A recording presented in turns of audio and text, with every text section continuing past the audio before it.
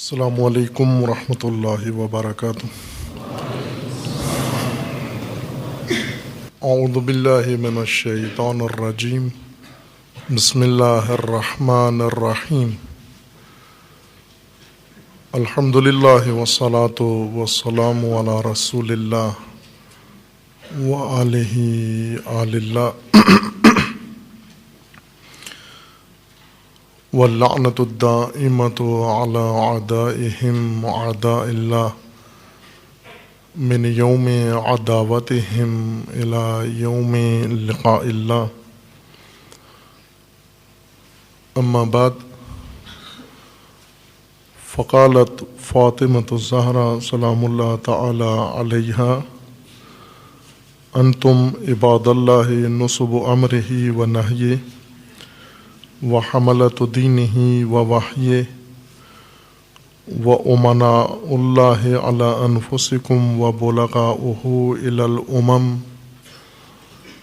زعیم حق لہ فیکم وعہد قدمہ الیکم وبقیۃ استخلفہا علیکم، کتاب اللہ الناطق والقرآن الصادق والنور الساطع والضیاء اللعمی، بینۃ بصائر منکشفۃ سرائر، متجلیۃ ظواہر، مغتبط بہ اشیاؤہ، قائد الی الرضوان اتباعہ، مؤد الی النجاۃ استماعہ، بہ تنال حجج اللہ المنورہ وعزائمہ المفسرہ ومحارمہ المحذرہ وبیناتہ الجالیہ وبراہینہ الکافیہ وشرائعہ المکتوبہ۔ درود پڑھیے محمد وآل محمد پر۔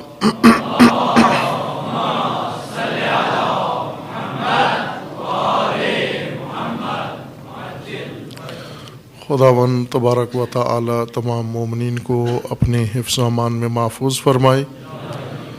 تمام مومنین کی حفظ و سلامتی کے لیے صلوات پڑھیے محمد وآل محمد پر۔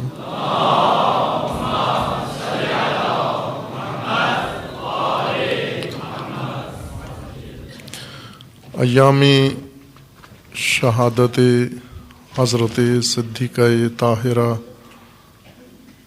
فاطمۃ الزہرا سلام اللہ تعالی علیہا، تمام حاضرین و تمام امت اسلامیہ و تمام رہروان راہ ولایت و امامت کو تسلیت و تعزیت عرض ہے۔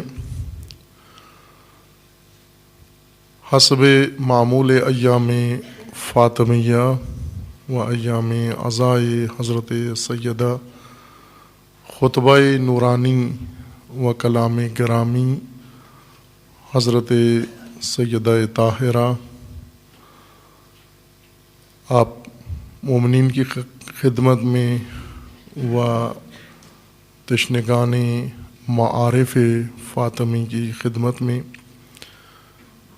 پیش ہو رہا ہے۔ امسال بھی ان ایام کے اندر اس خمسہ مجالس میں اگر اللہ تعالیٰ کی طرف سے لطف و فضل شامل حال رہے، اس خطبہ نورانی کا ایک حصہ پیش کیا جائے گا جس میں حضرت نے اس خطبے میں حاضرین کو مخاطب قرار دیا۔ اس وقت جو مسجد النبی میں لوگ موجود تھے اور جن کے سامنے حضرت نے یہ خطبہ نورانی بیان فرمایا۔ چند حصے ہیں خطبے کے۔ پہلا حصہ حمد و ثناء باری تعالی ہے، دوسرا حصہ درود و سلام ہے رسول اکرم صلی اللہ علیہ وآلہ وسلم کی ذات گرامی پر، اور تیسرا حصہ خطاب ہے بلا واسطہ حاضرین مجلس کو۔ راوی خطبہ کے مطابق ثم التفتت الى اہل المجلس وقالت انتم عباد اللہ نصب امرہ و نہیہ۔ پھر اس کے بعد حضرت ملتفت ہوئیں، متوجہ ہوئیں اہل مجلس کی طرف، حمد و ثناء پروردگار کے بعد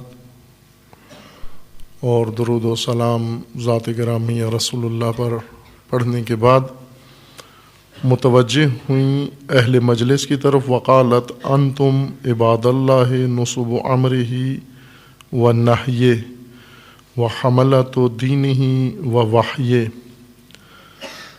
انہیں خطاب کیا ان الفاظ کے ساتھ کہ اے بندگان خدا، آپ امر الہی و نہی الہی کے مخاطبین ہیں، نصب امر ہیں و نصب نہی خدا ہیں، و حملۃ دینہ و وحی، اور آپ حامل دین خدا ہیں اور حاملین وحی خدا ہیں، و امناء اللہ علی انفسکم، اور تم امین ہو آپس میں اپنی نفوس اور اپنی ذات کے اوپر اللہ کے۔ یہ نفوس، یہ جانیں امانت ہیں تمہارے پاس، تمہارے اللہ کی، اور تم ان کے امین ہو۔ وَبُلَغَاؤُهُ إِلَى الْأُمَمِ، اور تم خداوند تبارک و تعالیٰ کی جانب سے دیگر امتوں کو پیغام خدا پہنچانے والے ہو، مبلغین پیغام خدا ہو دیگر امم کی جانب۔ زعیم حق لہ فیکم، حق الہی کا زمامدار تمہارے اندر موجود ہے، وعہد قدمہ الیکم، اور عہد الہی کا زمامدار تمہارے پاس موجود ہے، وبقیۃ استخلفها علیکم،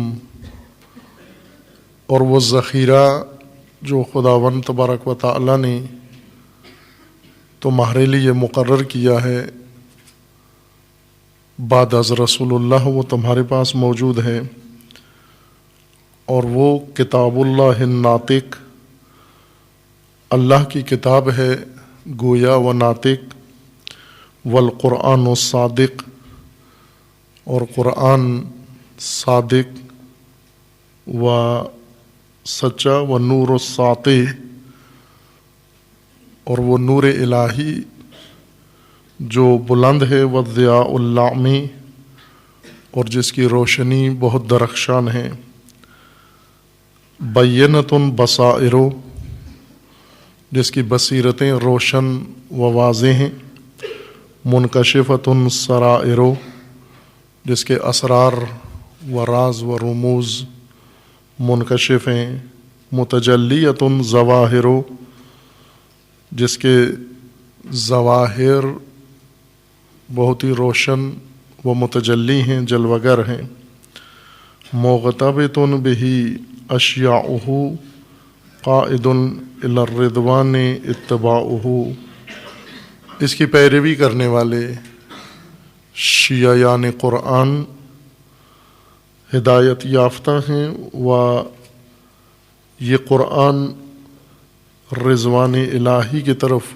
اپنے پیروکاروں کو رہنمائی کرنے والا ہے، مؤدن الی النجات استماعہ،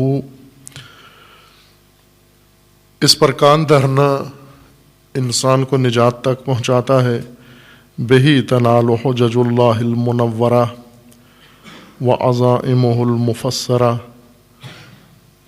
حجج نورانی خداوند تبارک و تعالیٰ اسی کے ذریعے سے پہنچتی ہیں اور اسی کے ذریعے سے ان تک رسائی ہے، اور وعزائمہ المفسرہ، اور خداوند تبارک و تعالیٰ کے عزائم و بیانات و کلام نورانی و مراد خدا، ارادہ خدا وضاحت کے ساتھ اس کے ذریعے سے لوگوں تک پہنچتا ہے۔ ومحارمہ المحذرہ، اور وہ ممنوع و حرام امور جن سے روکا گیا ہے، جن سے انسان کو بچنا ہے، ان تک رسائی اسی کتاب اللہ ناطق کے ذریعے ممکن ہے۔ وبیناتہ الجالیہ وبراہینہ الکافیہ وشرائعہ المکتوبہ، اور اس کے بینات واضح و روشن بیانات اور اس کی براہین جو کافی اور قانع کنندہ ہیں، وشرائعہ المکتوبہ، اور اس کی مقرر احکام لوگوں کی ہدایت کے لیے اسی قرآن کے ذریعے سے انسانوں تک پہنچتے ہیں، اور انسانوں کی رسائی اسی کتاب خدا کے ذریعے سے ہے۔ اس کے بعد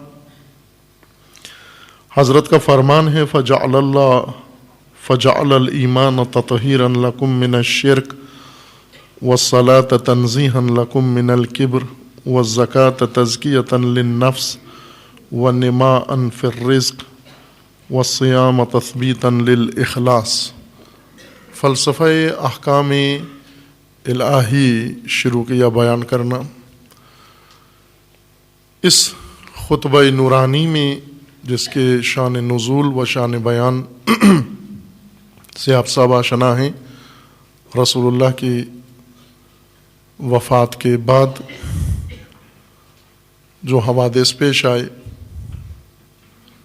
امت کے اندر، اور خصوصاً خاندان پربرکت رسول اللہ کے ساتھ جو حوادث پیش آئے، اس کے بعد حضرت نے زمامداران مملکت کو اور اصحاب رسول اللہ کو مخاطب قرار دیا۔ مسجد النبی میں اہم ترین حوادث اور رحلت جنگزاد رسول اللہ کے بعد یہ پیش آئے کہ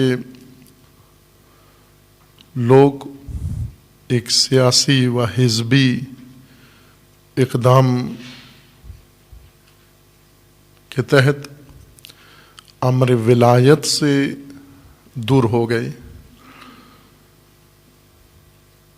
وہ چیز جس کی پیشن گوئی قرآن نے کی ہوئی تھی، افإن مات او قتل، یہ رسول اگر وفات پا جائیں یا شہید ہو جائیں، قتل کر دیے جائیں، انقلبتم علی اعقابکم، تو کیا تم لوٹ کر منقلب ہو کر واپس اپنے عقب میں پہلی حالت میں چلے جاؤ گے؟ وفات رسول اللہ کے بعد مومنین کا و مسلمین کا رویہ کیا ہوگا؟ امت رسول اللہ کون سا راستہ انتخاب کرے گی؟ قرآن کا سوال یہ ہے کہ کیا کرو گے؟ آیا لوٹ کر واپس اپنی پہلی جاہلیت کی حالت پہ چلے جاؤ گے؟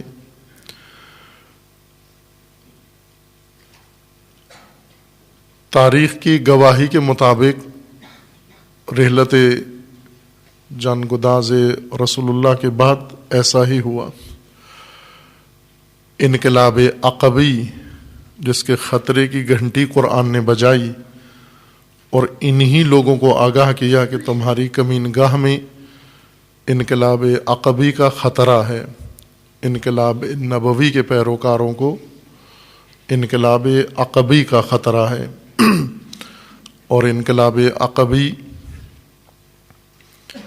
یعنی ارمغان نبوی و نظام نبوی سے روگردانی، اس کی جانب پشت کرنا اور واپس نظام جاہلیت کی طرف لوٹنا ہے انقلاب عقبی۔ وہ انقلاب عقبی جو وفات رسول اللہ سے آغاز ہوا اور ابھی تک جاری ہے، اس انقلاب عقبی سے امت نے رجوع نہیں کیا اور واپس راہ نبوی کی جانب نہیں پلٹی۔ یہ خطر قرآن کریم نے ذکر فرمایا اس انقلاب عقبی کے رد عمل میں کیا ہوا؟ جب امت راہ نبوی سے دور ہوئی، نظام ولایت سے روگردانی کی اور ایک سیاسی حزبی فیصلے کو قبول کر لیا اور اسے وقت کی مصلحت قرار دے کر راہ دین کو کج کر دیا، یہ ایک عمل تھا۔ رد عمل میں بالعموم سکوت تھا، خاموشی، مصلحتی خاموشی،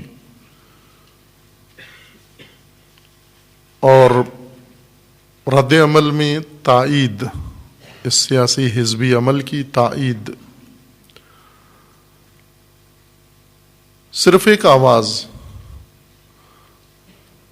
مدینے میں اس عمل کے خلاف رد عمل کے طور پر مخالفت میں اور اعتراض کی صورت میں بلند ہوئی، اور وہ ندائے فاطمی و صدائے فاطمی تھی۔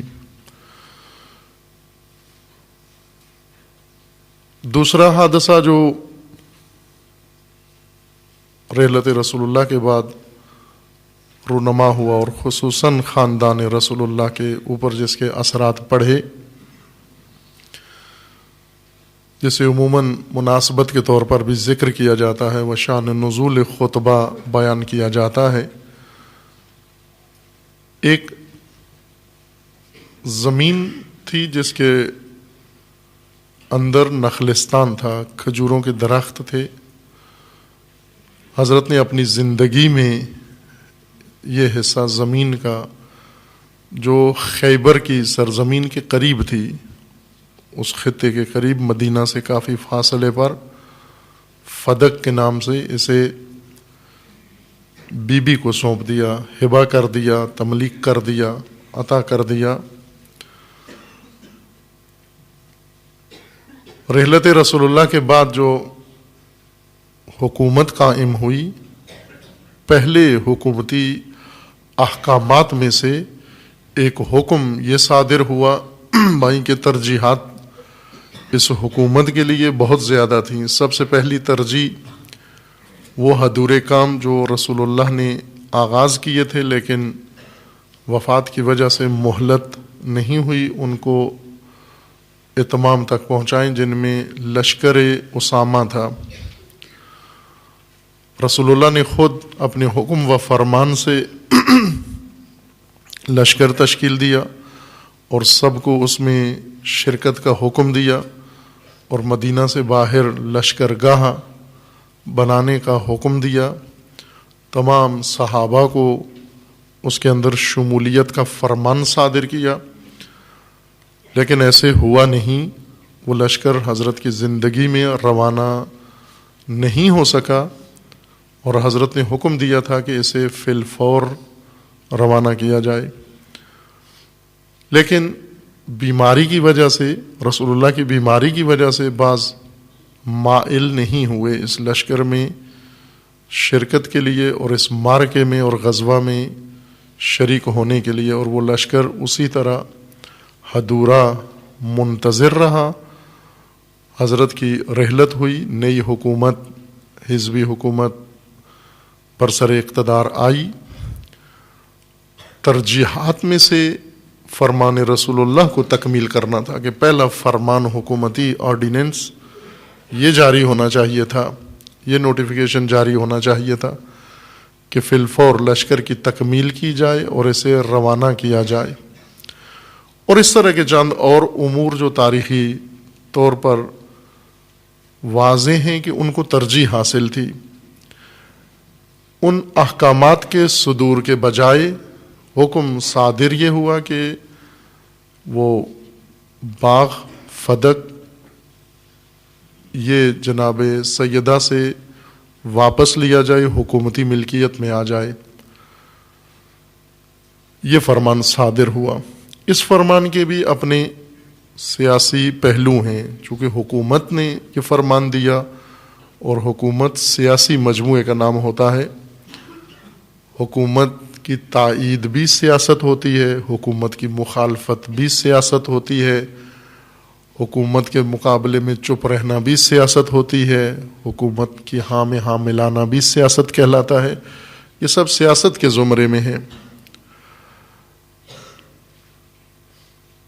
اس حکم کا سیاسی پہلو تھے، اور وہ یہ کہ واضح بات ہے کہ وہ خاندان جو مدعی بھی ہے اور لوگوں کے ذہنوں کے اندر خصوصاً خطبہ رسول اللہ کے بعد، خطبہ غدیر رسول اللہ کے بعد سب اذہان آمادہ ہیں امیر المومنین کے اعلان حکومت کے لیے۔ اور رسول اللہ نے اپنی زندگی میں جتنا اہتمام کیا اہل بیت کی شان کے لیے، امیر المومنین کی ذات کی فضیلت بیان کرنے کے لیے، جناب سیدہ کا مقام امت کے سامنے جس اہتمام کے ساتھ بیان فرمایا، اس کے مطابق سارے اذہان متوقع تھے کہ وہ متوجہ تھے کہ یہ اعلان ہوگا، لیکن ایسے ہوا نہیں۔ دو احزاب اکٹھی ہوئی اور انہوں نے مل کر فیصلہ توقع کے برخلاف کر لیا۔ سقیفہ بنی ساعدہ میں بیٹھ کر، اور اکثریت اس پر خاموش رہی، ایک جمعیت نے اس سے اتفاق رائے کیا اور کچھ نے مخالفت کی، لیکن خاموشی کے ساتھ۔ سیاسی پہلو اس اقدام کا یہ تھا کہ جو لوگ مدعی ہیں، حکومتیں عموماً ایسے فیصلے کرتی ہیں جس سے رقیب، جس کو رقیب مانا جا رہا ہو یا سمجھا جا رہا ہو، جو رقابت کے میدان میں ہو، حاکم عموماً رقبا کو نیچا دکھانے کے لیے ایسے حکومتی احکامات صادر کرتے ہیں جس سے اجتماعی طور پر ان کا مقام لوگوں کی نگاہوں میں گر جائے۔ وہ اعتماد جو پہلے تھا، جو بھروسہ پہلے تھا، جو وقار و عزت انہیں نصیب ہے، ان حکومتی فیصلوں سے وہ مقام گر جائے۔ آپ آج کی دنیا کی سیاست میں بھی یہ دیکھتے ہیں کہ حکومتیں اپنے رقیبوں یا حکام اپنے رقیبوں کے بارے میں ہر وہ اقدام کرتے ہیں، اگر ان کا کوئی کاروبار ہو، اس کاروبار کو متاثر کرنے کے لیے حتیٰ قوانین تک بدل دیتے ہیں جس سے سیاسی رقیب کا کاروبار ٹھپ ہو جائے۔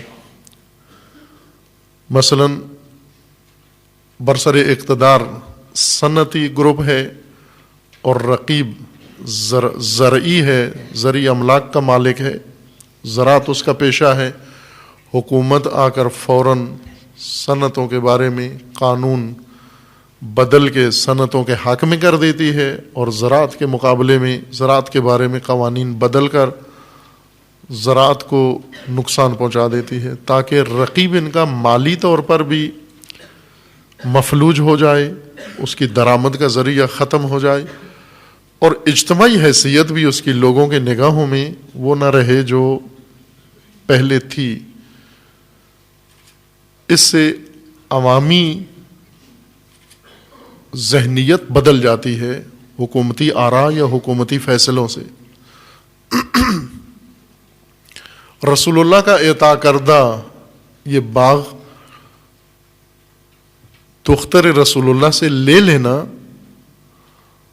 اس بیٹی سے لے لینا جس بیٹی کا مقام رسول اللہ نے عمر بھر امت کے سامنے بہت اہتمام کے ساتھ بڑھا کے پیش کیا تاکہ امت آگاہ ہو حضرت سیدہ کے مقام سے۔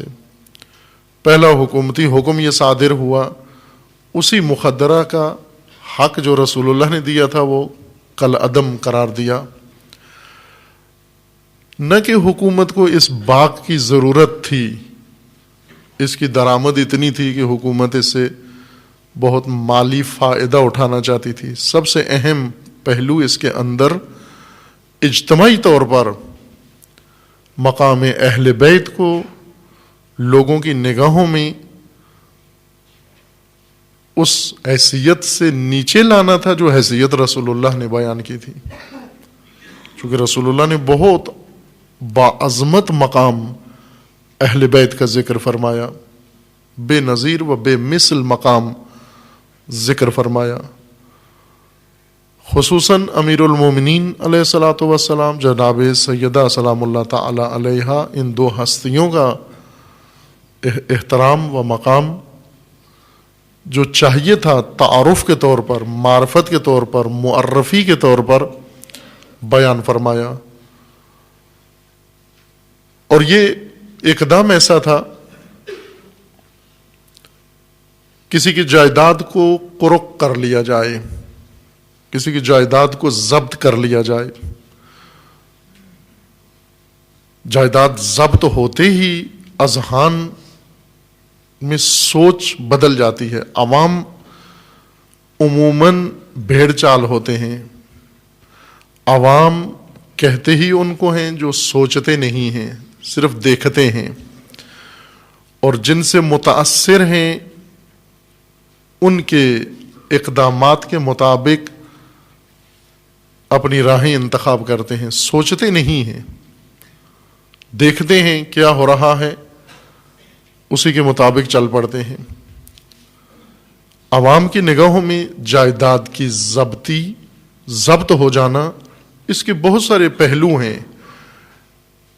इसको खोलें अगर मौजू को, तो अंदर से बहुत सारे पहलू निकलते हैं सियासी जायदाद की जब्ती से।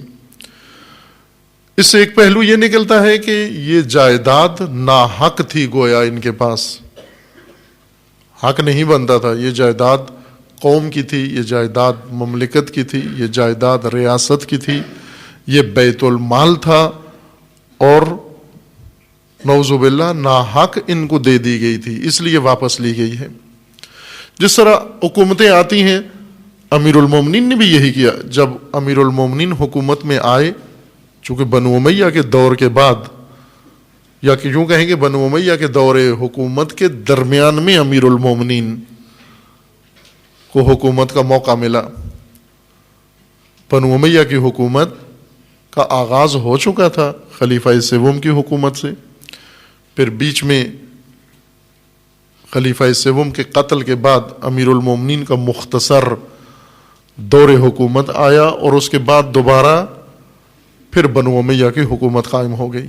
इस बीच में एक वक्फा हुआ सियासी, दौरे हुकूमत अमीरुल मोमिनीन लगभग 4 साल के लगभग था।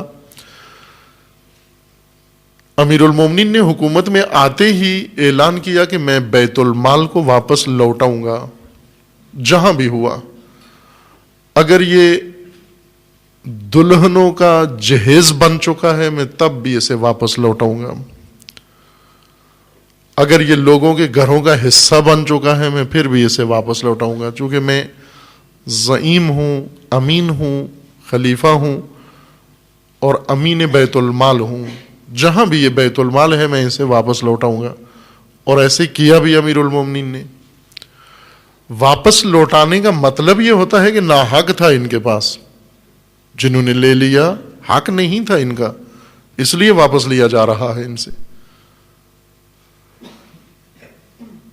रसूलुल्लाह सल्लल्लाहु अलैहि वसल्लम ने अपने दौरे हुकूमत में इख्तियारात हुकूमती के साथ जो अल्लाह की जानिब से रसूलुल्लाह को हासिल थे, चूंकि रसूलुल्लाह इलाही हाकिम थे, अवामी हाकिम नहीं थे, इलाही हाकिम थे, अल्लाह के नुमाइंदे थे, अवामी नुमाइंदे नहीं थे। अल्लाह के नुमाइंदे की हुकूमत थी इबादुल्लाह पर, अल्लाह के बंदों पर। और रसूलुल्लाह ने इलाही इख्तियार से, इलाही फरमान से, इलाही हुक्म से जो इकदाम किया, हुक्म इलाही से किया। बहुत सारे मुहक्किकीन ने, उलमा ने इस मौजू पर कुतुब तालीफ की हैं कि ये रकबा जो रसूलुल्लाह ने अता फरमाया जनाब सैयदा को, किस बाब से था, किस उन्वान के तहत था। हिबा था, तमलीक था, आरिया था, کس عنوان سے یہ رقبہ بی بی کے حوالے کیا، تاکہ ہم یہ دیکھیں کہ حکومت نے جو واپس لے لیا اس کا جواز بنتا ہے یا نہیں بنتا۔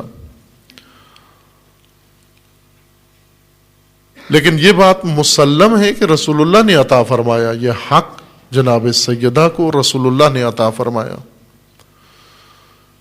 اب یہی کافی ہے، صاحب شریعت نے حکم خدا سے یہ حق بی بی کو دے دیا، جناب سیدہ کو عطا فرمایا،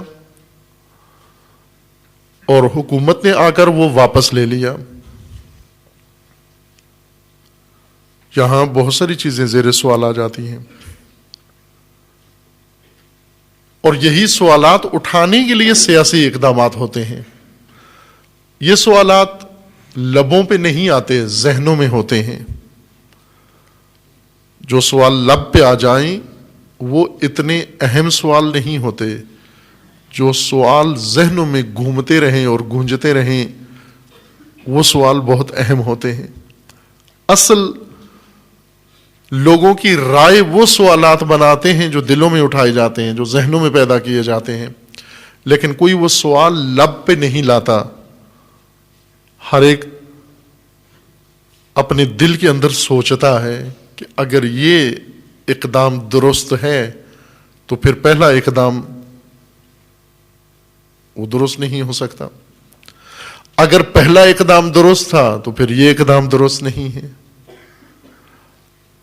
اگر یہ جائیداد لے لینا درست ہے تو اس کا مطلب ہے دینا نعوذ باللہ درست نہیں تھا،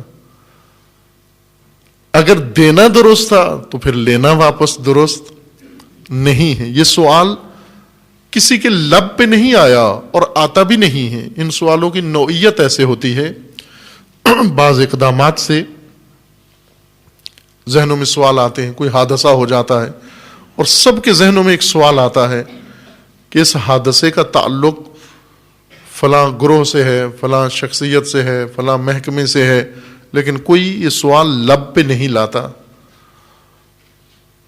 آج کے اس ماڈرن دور میں، میڈیا کے دور میں، مہارت، جرنلزم کی مہارت یہ ہے کہ ذہنوں میں ایسے ہی سوالات، مطلوبہ سوالات اٹھائے جائیں،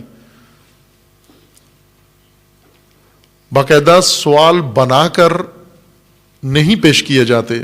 جیسے عموماً علمی سوال ہوتے ہیں، علمی سوالات سوال بنا کر پوچھے جاتے ہیں، لیکن سیاسی اجتماعی سوالات اٹھنے کا ماحول بنایا جاتا ہے، بس سوال خود اٹھ جاتا ہے، لب پہ نہیں آتا، اور یہ سوال ہی سوال اٹھانے والوں کی نیت کو پورا کر دیتا ہے کہ وہ یہ سوچیں کیوں ہوا، کیسے ہوا، کس نے کیا۔ اہل بیت کا جو مقام رسول اللہ نے بیان فرمایا تھا اور قرآن کریم میں جس کے لیے آیات موجود ہیں، وہ مقام ہر ایک کے لیے خطر تھا۔ یہ نہیں ہو سکتا کہ مقبول کوئی اور ہو، محترم کوئی اور ہو، اختیار کسی اور کے پاس ہو۔ خصوصاً زیرک سیاستدان، چالاک سیاستدان، انہیں معلوم ہوتا ہے کہ جب تک رقیب لوگوں کی نگاہوں سے گر نہ جائے خطرہ ٹلتا نہیں ہے، منڈلاتا رہتا ہے۔ پس اس فیصلے کے پیچھے ایک سیاسی تدبیر کار فرما تھی۔ معاملہ فقط جائیداد کا نہیں تھا، دونوں طرف سے، نہ حکومت کی جانب سے اور نہ جناب سیدہ کی جانب سے۔ اگرچہ سامنے موضوع جائیداد ہی تھا، لیکن نہ حکومت اس کے جائیداد ہونے میں دلچسپی تھی، اور نہ جناب سیدہ کو بحیثیت جائیداد و رقبہ مطلوب تھا، یا حساسیت جناب سیدہ کی فقط اس کے جائیداد ہونے کے متعلق تھی، چونکہ بہت واضح تھا کہ اصل ماجرا اور ہے۔ اس لیے جناب سیدہ نے اس فرصت کو غنیمت جانا، جیسے ایک ضابطہ ہے، قانون ہے جو بعض بزرگان دین نے زیادہ بیان کیا ہے، جیسے امام راحل امام خمینی رضوان اللہ تعالی علیہ و رہبر معظم اس نقطے کو بارہا بیان فرما چکے ہیں کہ جب دشمن کی جانب سے، مخالفین کی جانب سے آپ کے لیے مصیبتیں گڑھی جاتی ہیں، ان مصیبتوں کو فرصتوں میں بدل دو۔ فرصت عربی اصطلاح کے مطابق، نہ اردو میں فرصت فارغ وقت کو کہتے ہیں جس میں کوئی کام نہ ہو۔ پوچھتے بھی ہیں فرصت ہے، کہتے نہیں ہے، مصروف ہوں بہت۔ فرصت مصروفیت کے مقابلے میں استعمال کی جاتی ہے، ضد کے طور پر۔ اگر آپ کسی کو بلائیں گے، کہتے ہیں جی میرے پاس فرصت نہیں ہے، معذرت کے ساتھ میرے پاس فرصت نہیں ہے، یعنی میں فارغ نہیں ہوں، کام میں مصروف ہوں۔ یہ اردو فرصت ہے، عربی میں فرصت اس معنی میں نہیں ہے۔ عربی زبان میں فرصت موقع کو کہتے ہیں، ایسا موقع جہاں پر انسان، ایسا بہترین وقت اور موقع جہاں مقصد تک پہنچنے کے لیے سارے اسباب اور شرائط فراہم ہوں اور انسان اقدام کر کے اپنا مقصد فی الفور حاصل کر لیتا ہے۔ عربی زبان میں فرصت اس کو کہتے ہیں۔ روایات میں بھی ہے کہ فرصتوں کو غنیمت سمجھو۔ احمقوں کی ایک علامت یہ ذکر کی گئی ہے کہ اگر دیکھنا یہ چاہتے ہو کہ اہل حکمت کون ہے اور اہل حماقت کون ہے، جو فرصتیں ضائع کرتے ہیں وہ حماقت والے ہیں۔ احمق کی ایک صفت یہ ہے کہ فرصتیں ضائع کرتا ہے، یعنی مواقع، ایسے موقع جن میں مقصد حاصل ہونا بہت آسان ہے۔ فرصت کہتے ہیں جب زمین زرخیز ہو، زمین میں نمی موجود ہو، فصل کاشت کرنے کا موقع ہو، بیج بھی موجود ہو، ساری دنیا کاشت کر رہی ہو اور یہ شخص کسان صاحب زمین سویا ہوا ہو اور موقع ضائع کر دے، اس وقت جاگے جب فصل کاشت کرنے کا وقت گزر چکا ہے، اس نے فرصت گنوا دی، وقت ضائع کر دیا۔ فرصت شناسی پر ایک مفصل گفتگو ہے نہج البلاغہ کے حکمت علی کے عنوان سے، وہاں مراجعہ کیا جا سکتا ہے۔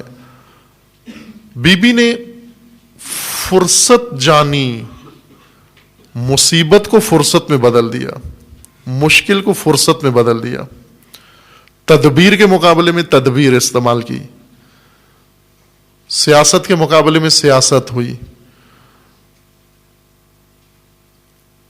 ایک فرمان جاری ہوا امیر المومنین کے فرمان کے مطابق۔ امیر المومنین فرماتے ہیں کہ آسمان کے سائے تلے ہمارے پاس اس زمین کے اوپر درآمد کا یہی ایک ذریعہ تھا۔ آسمان کے سائے تلے درآمد کا ایک ذریعہ تھا، یہ معافی ایدینا، ہمارے ہاتھ میں یہی ایک چیز تھی۔ اب میں اس کا ترجمہ درآمد کر رہا ہوں، یعنی ہمارے ہاتھ میں یہی ایک چیز، ٹکڑا زمین تھی بس، اس کے علاوہ اہل بیت کے پاس کوئی اور ملکیتی زمین اس وقت نہیں تھی۔ گھر تھا اور یہ فدق، لیکن باقی لوگوں کے پاس بہت کچھ تھا۔ مدینہ میں بہت کچھ تھا، مکہ میں بہت کچھ تھا، اور مفتوحہ علاقوں میں بہت کچھ تھا۔ کچھ رسول اللہ نے انہیں دیا ہوا تھا، کچھ خود سے انہوں نے لے لیا۔ باہر کیف انصار کے پاس بہت کچھ تھا، انہوں نے مہاجرین کے ساتھ تقسیم کیا، اموال، جائیداد، مکانات، جو کچھ ان کے پاس تھا۔ امیر المومنین فرماتے ہیں کہ اس آسمان کے سائے تلے ہمارے ہاتھ میں یہی تھا جو حکومت نے لے لیا۔ امیر المومنین کو جب حکومت ملی، بیت المال سارا جس جس کے پاس تھا وہ لوٹا دیا، لیکن فدق نہیں لوٹایا. یہ آرڈیننس امیر المومنین نے جاری نہیں کیا. فدق دلچسپ موضوع ہے تاریخ کے اندر، ہر معصوم نے اس کو بیان کیا ہے، اور سب سے عالی مضمون کے ساتھ حضرت امام موسیٰ کاظم علیہ الصلاۃ والسلام نے بیان کیا فدق کو.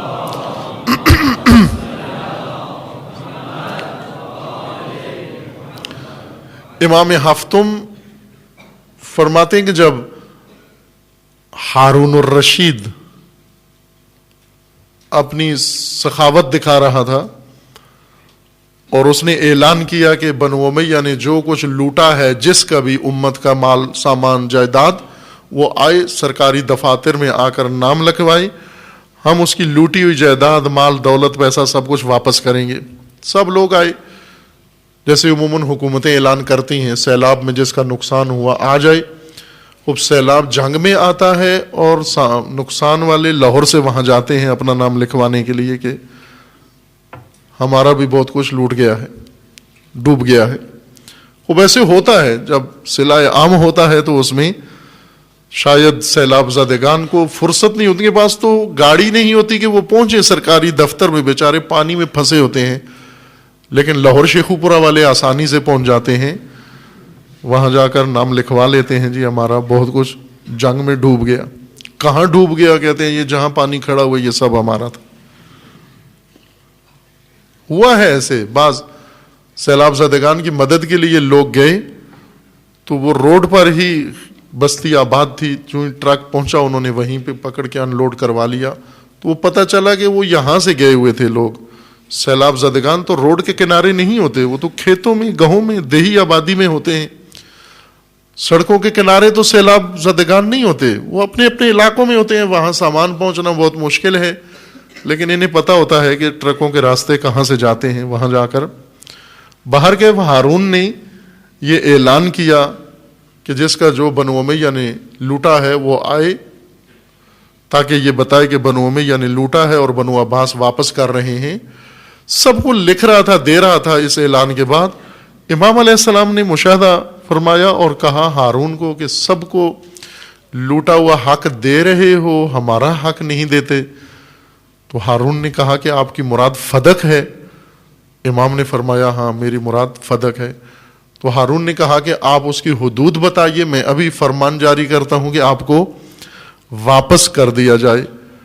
امام ہفتم نے حدود بتائیں فدق کی، اور وہ حدود تمام مملکت تھی جس پر ہارون کی حکومت تھی. فرمایا کہ یہ ہماری فدق ہے، یہ ہمیں لوٹا دو. ہارون سمجھ گیا، کہنے لگا اگر یہ آپ کو لوٹا دوں تو میرے لیے کچھ نہیں بچتا. اب اس لیے کہا کہ یہ فدق اور فدق کا مدعی یہ اگر زندہ رہے، آزاد رہے، یہ تو پوری مملکت مجھ سے لے لے گا. امیر المومنین نے اپنے عہد خلافت میں فدق کے متعلق کوئی نوٹیفیکیشن جاری نہیں کیا. لے سکتے تھے کہ یہ تو ہمارا ہے، لیا گیا تھا، سابقہ حکومت نے لے لیا، اب یہ ہماری جائیداد تھی، یہ واپس ہمیں ملنی چاہیے. اور بعض عہد میں دی بھی گئی، کچھ عہد میں اہل بیت کے نام آج بھی بعض سادات مدعی ہیں کہ ہمیں واپس کیا جائے. سادات کو وہ تو ویسے پوری زمین کو اپنی جائیداد سمجھتے ہیں، جہاں بھی کوئی خالی جگہ مل جائے سادات اپنا علم گاڑ لیتے ہیں وہاں پر. بعض حکومتوں نے ایک ٹیکٹیک کے طور پر یہ کام کیا، لوٹایا واپس. لیکن جناب سیدہ نے اس مسئلے کی عظمت کو دیکھا کہ کیا کرنا چاہ رہے ہیں، اہل بیت کے ساتھ کیا رویہ اختیار ہونا جا رہا ہے، تدبیر کیا سوچی جا رہی ہے، تدبیر کے مقابلے میں تدبیر. بی بی نے اقدام کیا اور اس اقدام کا ایک حصہ خطبہ ہے، اس اقدام کا ایک حصہ دعوت ہے، اس اقدام کا ایک حصہ گفتگو ہے مختلف لوگوں کے ساتھ، ایک ایک شخص کے ساتھ. اس اقدام کا ایک حصہ خواتین انصار کے ساتھ گفتگو ہے، اس اقدام کا ایک حصہ قبر نبی پہ جا کر عزاداری ہے، اسی اقدام کا ایک حصہ تھا. یہ سب تدبیر تھی سیدہ کی، اور اسی اقدام و تدبیر کا ایک حصہ وصیت ہے اپنے کفن و دفن کے بارے میں جناب سیدہ کی. یہ سب اس تدبیر کا حصہ ہے. اس وقت ہمارے مد نظر خطبہ ہے کہ اس پوری تدبیر میں ایک اہم اقدام و مرحلہ خطبہ ہے. اس خطبہ نورانی میں عرض کیا کہ پہلے حمد و ثناء پروردگار بیان فرمائی، دوسرے حصہ میں سلام و صلاۃ و درود رسول اللہ کی ذات پر، اور تیسرا حصہ مخاطبین کے لیے ہے.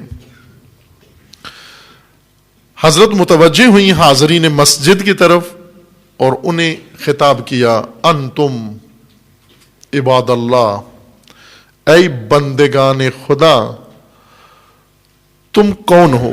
پہلے انہیں بتایا تم کون ہو، انہیں آگاہ کیا تم کون ہو. انتم عباد اللہ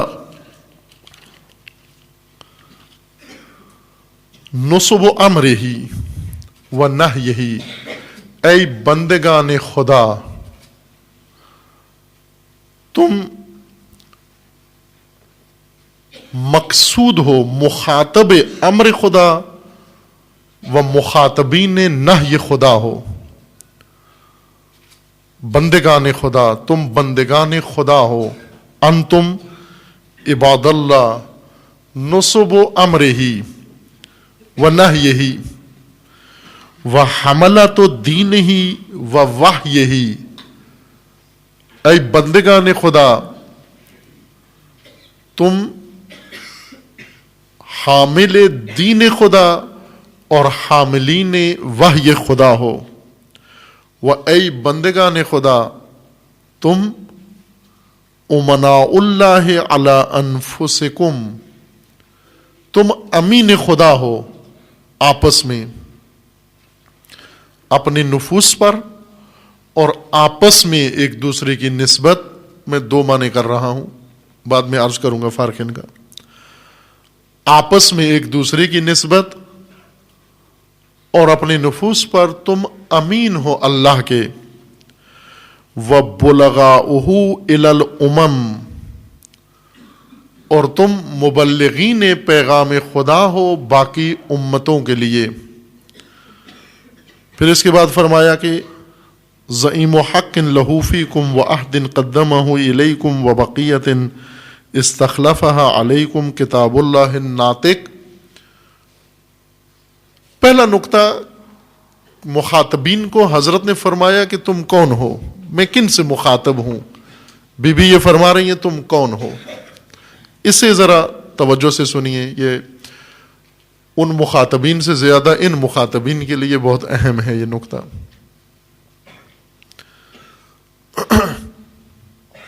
ایک طالب علمی چونکہ مدرسے میں جامعہ میں یہ گفتگو مجالس ہوتی ہیں، جامعہ کا خیال رکھنا پڑتا ہے، عموماً عوام کا خیال رکھنا پڑتا ہے مجلس میں کہ ایسی باتیں کی جائیں جو عوام کو پسند آئیں. لیکن یہاں پر خوب مجبوری یہ ہے کہ علمی مرکز میں جامعہ میں ایک مہد علم میں گفتگو کرتے ہوئے اس کا بھی خیال رکھنا پڑتا ہے.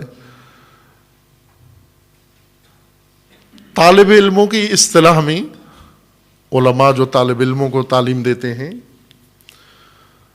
اس میں یہ مانوس ہیں، طالب علم مانوس ہیں اس بات سے. دیگر عزیزان بھی خوب الحمدللہ آدھے طالب علم وہ بھی بن چکے ہیں یہ مجالس سن سن کے.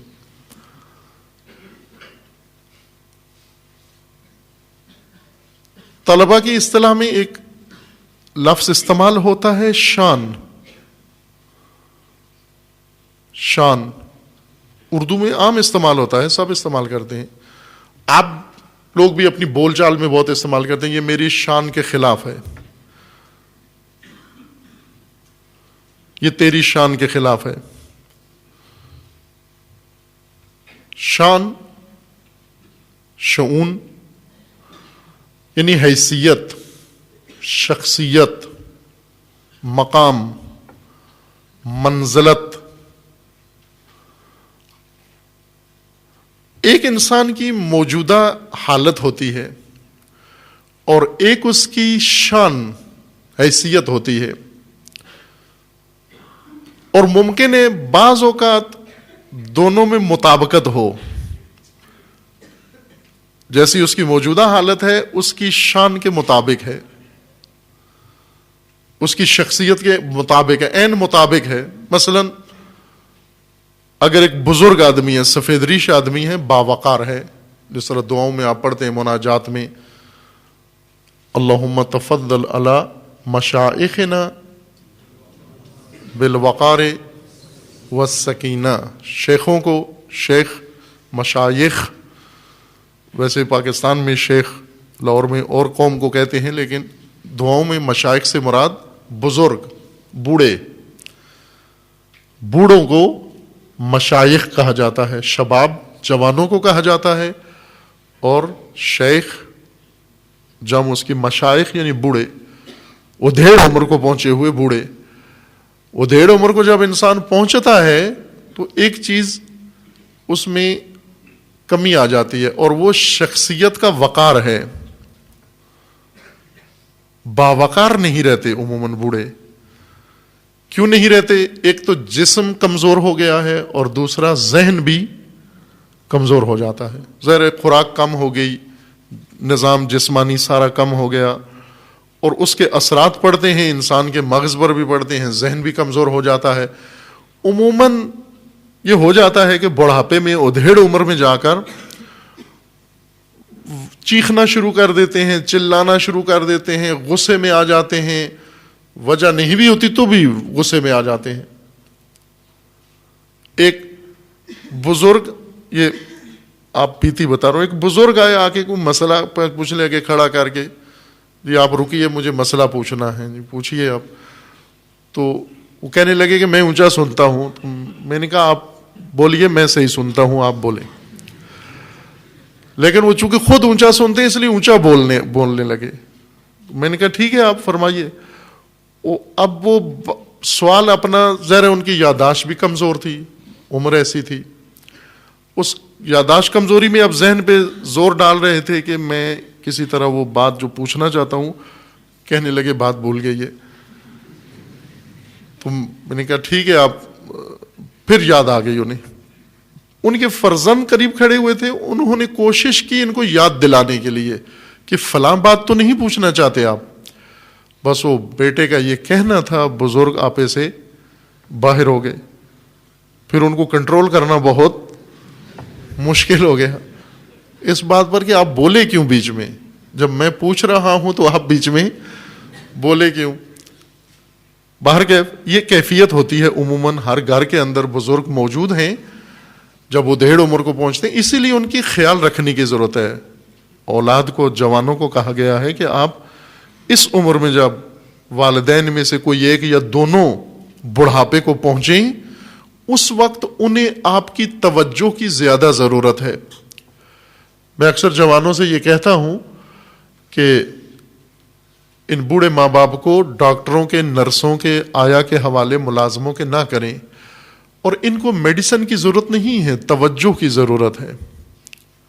ڈاکٹروں کے پاس ان کے لیے کوئی علاج نہیں ہے، چونکہ بڑھاپے کا کسی میڈیسن نے، میڈیکل نے آج کل علاج آج تک ذکر نہیں کیا۔ بڑھاپا بڑھاپا ہے، اس کا علاج اولاد ہے۔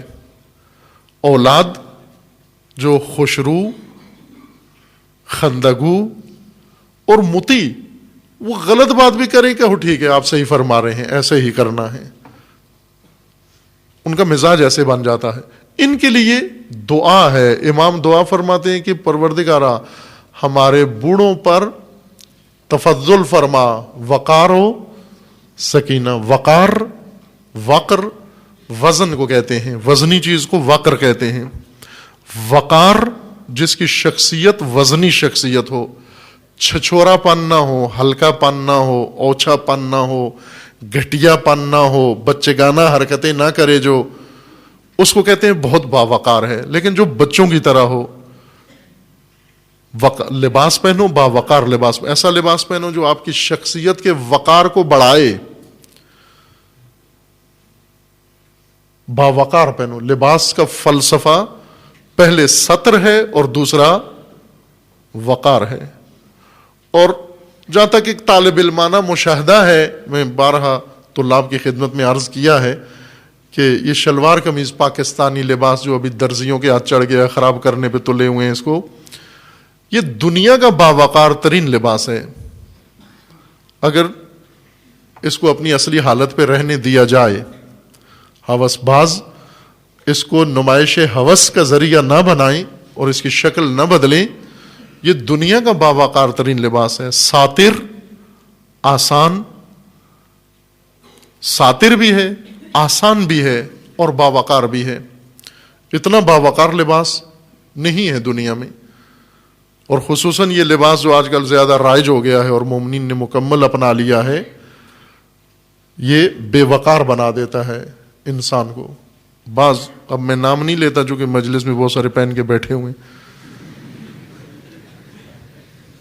ان کے سامنے شرمندہ نہ کریں، لیکن وقار نہیں ہوتا. جب آپ کے بدن کا ہر حصہ نمایاں ہو کے نظر آ رہا ہے، جو چھپا ہوا ہوتا ہے، اگر انسان کا لباس نہ ہو، بدن کے کچھ حصے چھپے ہوئے ہوتے ہیں، لیکن جب یہ لباس پہنتے ہیں تو وہ چھپے ہوئے حصے بھی ظاہر ہو جاتے ہیں. وہ وقار انسان کا ختم ہو جاتا ہے.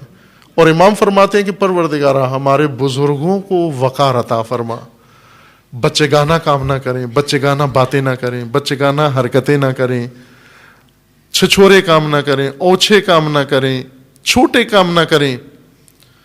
شان ایک سانچہ ہے شخصیت کا، شخصیت کے سانچے کا نام شان ہے. حیثیت، پرسنالٹی، اس میں وقار ہونا چاہیے. بزرگ کو باوقار ہونا چاہیے، جوان کو با عفت ہونا چاہیے، با حیا ہونا چاہیے، با ادب ہونا چاہیے. یہ سانچے ہیں شخصیتوں کے، ان کو کہتے ہیں شان، کہ اپنی شان. مثلا ایک عالم کی ایک شان ہے. شان سے مراد یعنی عالم کی شخصیت کا ایک سانچہ ہے. اس سانچے میں کیا آتا ہے؟ اس سانچے میں کچھ صفات ہیں، کچھ آداب ہیں، کچھ حرکات ہیں، کچھ ادائیں ہیں، وہ عالم کے ساتھ جچتی ہیں. عالم کو ایسے ہونا چاہیے، اس سانچے میں ڈھلا ہوا ہونا چاہیے. ٹیڈی عالم نہیں ہونا چاہیے جین پہنے ہوئے. عالم کی ایک شخصیت ہے، یہ شان عالم ہے. لیکن ضروری نہیں کہ جو عالم ہے وہ اس شان کا حامل بھی ہو. اس وقت موجودہ شخصیت اس کی شان کے مطابق نہیں ہے. اسی بنا پر مخاطبین کو بعض اوقات ان کی موجودہ شخصیت کہ عموماً معلم ہدایت میں، تربیت میں، تعلیم کے وقت کبھی طالب علم کی موجودہ حالت کو زیر باس لے آتے ہیں. سست ہے تو، نکما ہے تو، محنت نہیں کرتا تو، یہ باتیں جب کرتے ہیں یعنی اس وقت تیری شخصیت میں یہ چیزیں موجود ہیں. اور بعض اوقات معلم طلاب کے سامنے ان کی موجودہ حالت و شخصیت نہیں پیش کر رہا، بلکہ ان کی شان بیان کر رہا ہے کہ طالب علم کی شان ہوتی کیا ہے، شخصیت کیا ہوتی ہے، طالب علم کس کو کہتے ہیں، حیثیت کیا ہے اس کی، ہونا کیسے چاہیے اس کو. آسان لفظوں میں تھوڑا سا اور مطلب کو کھولوں.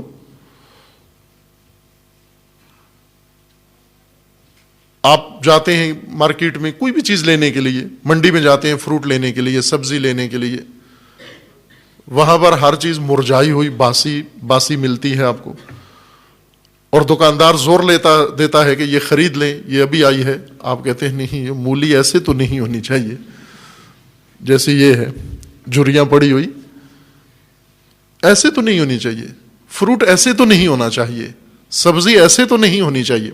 یا کھانا پکا ہوا آتا ہے، عموماً آپ بریانی آتی ہے مثلا تبرک مجلس میں پک کے آتا ہے، وہ جو ہی پہلا لقمہ کھاتے ہیں منہ بنا لیتے ہیں کہ بریانی ایسے تو نہیں ہونی چاہیے. کیونکہ بعض باورچی کوشش کرتے ہیں، بریانی بنانے کی نیت بریانی کی ہوتی ہے، لیکن ضروری نہیں کہ وہ بنے بھی، چونکہ دیگ باورچی کی نیت کے تابع نہیں ہوتی، وہ ان مسالوں کے اور ان حالات کے تابع ہوتی ہے جو اس کے اندر ہو رہے ہوتے ہیں. کوشش کرتا ہے کچھ بنانے کی، بنتا کچھ اور ہے. کئی جگہ پر ایسے مواقع آئے ہیں، میں وہ باورچی لا کے اس نے کچھ چیز سامنے رکھی تو میں اسے پوچھ لیتا ہوں کہ کیا بنانا چاہ رہے تھے آپ؟ وہ کہتے ہیں جی یہ چیز لایا ہوں. میں نے کہا یہ تو ٹھیک ہے لائے ہو، لیکن بنانا کیا چاہ رہے تھے آپ؟ ہر کھانے کی ایک شان ہے، ایک شخصیت ہے کھانے کی. جتنی ڈشیں ہیں، جتنے انواع و اقسام کے کھانے ہیں، ہر کھانے کی ایک شان ہے کہ یہ کھانا ایسے ہونا چاہیے، لیکن جو بنا ہے وہ اس شان کا مالک نہیں ہے. نہ اس میں وہ ذائقہ ہے، نہ اس میں وہ طعم ہے، نہ اس میں وہ مہک ہے، نہ اس میں وہ خوشبو ہے، نہ اس میں وہ خصوصیات ہیں، نہ اس میں وہ خوبیاں ہیں. نام رکھ دینے سے وہ اس شان کا مالک یا اس شان کے مطابق نہیں بنتا. جب بھی مخاطبین کے سامنے شان بیان کی جائے، اگرچہ خبری جملوں میں بیان کی جائے کہ آپ ایسے ہو، ان کی شانیت بیان ہو رہی ہے، یعنی آپ کو ایسے ہونا چاہیے. مقام یہ تھا آپ کا، شخصیت جو آپ کے لیے سانچہ بنایا گیا تھا وہ یہ ہونا چاہیے تھا تمہیں. اس سے یہ سند نہیں ملتی کہ تم ایسے ہو. کبھی موجودہ حالت بیان ہو رہی ہے، کبھی وہ شان بیان کی جاتی ہے.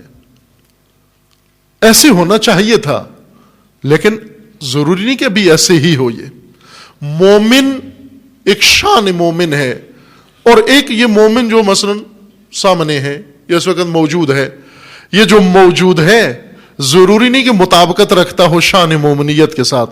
ممکن ہے شان مومن سے اس کا دور کا بھی کوئی تعلق نہ ہو. مخصوصاً یہ بایولوجی مومن،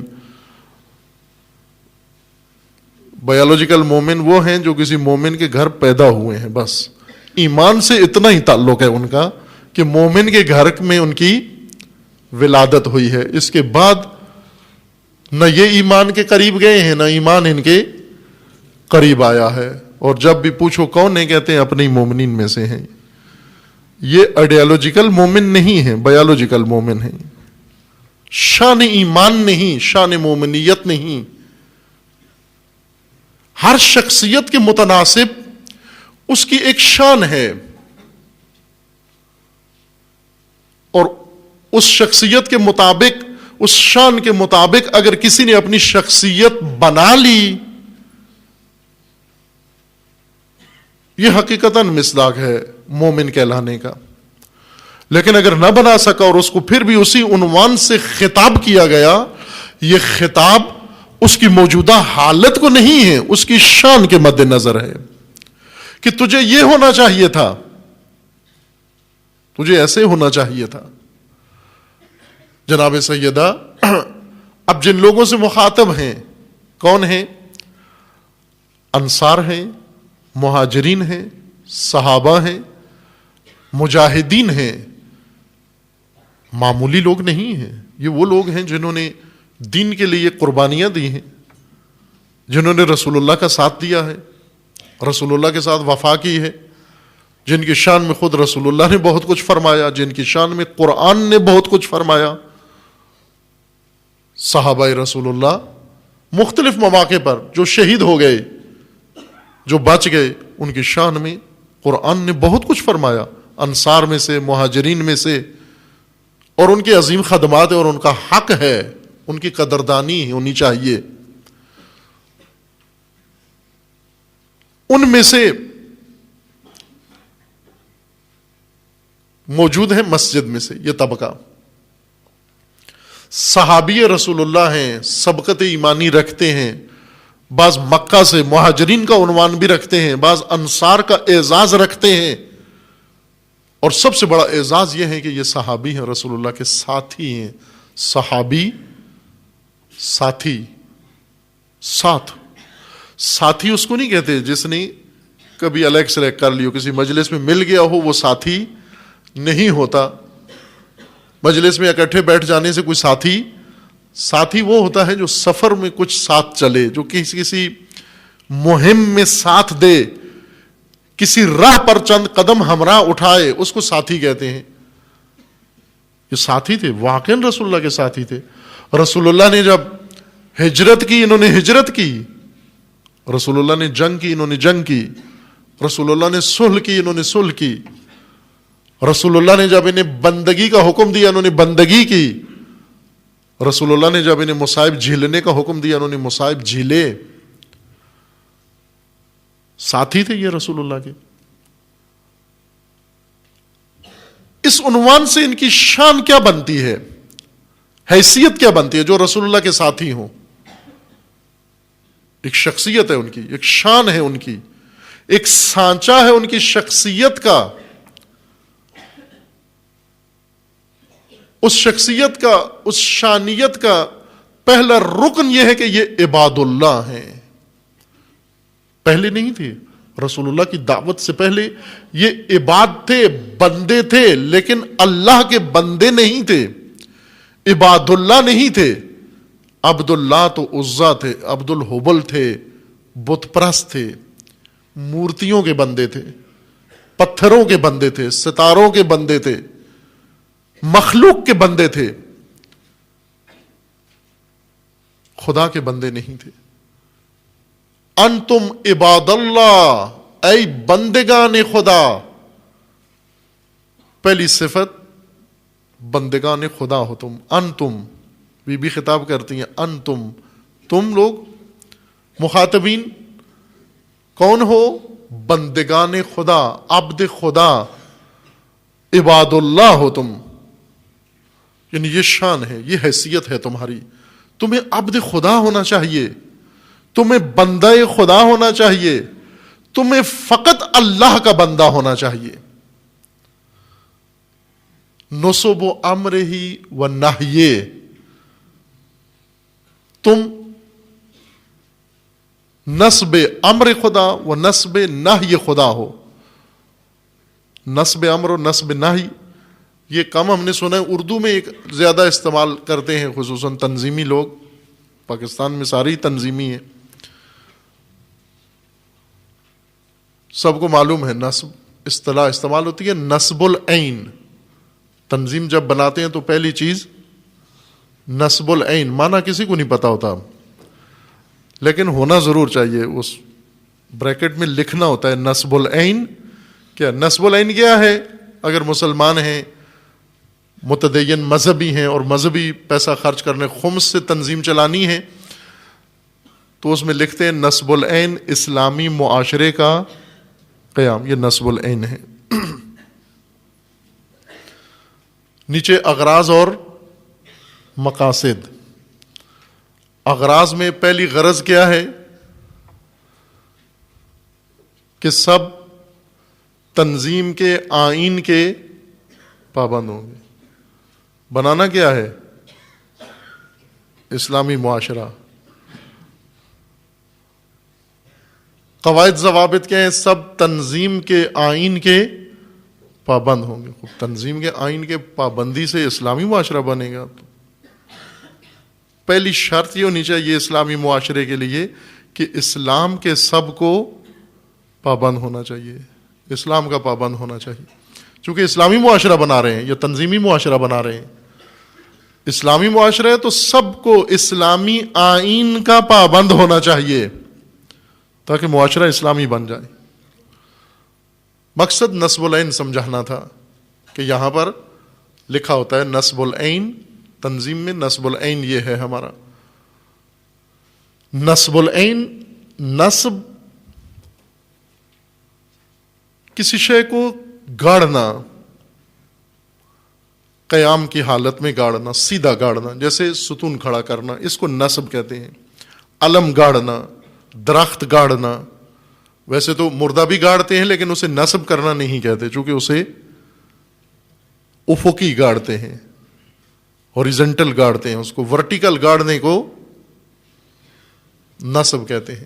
جو چیز آپ سیدھی گاڑ دیں، یعنی ایک تو اس کو سیدھا رکھیں، پاؤں اس کے زمین میں ہو اور سر اوپر کی جانب ہو، اور دوسرا اس کو مضبوط گاڑیں، ایسا مضبوط کہ پھر وہ ہلے نہیں. اس طرح سے اگر کسی شے کو سیدھا اور گاڑ دیا آپ نے، اسے نصب کہتے ہیں، سیدھا گاڑنا.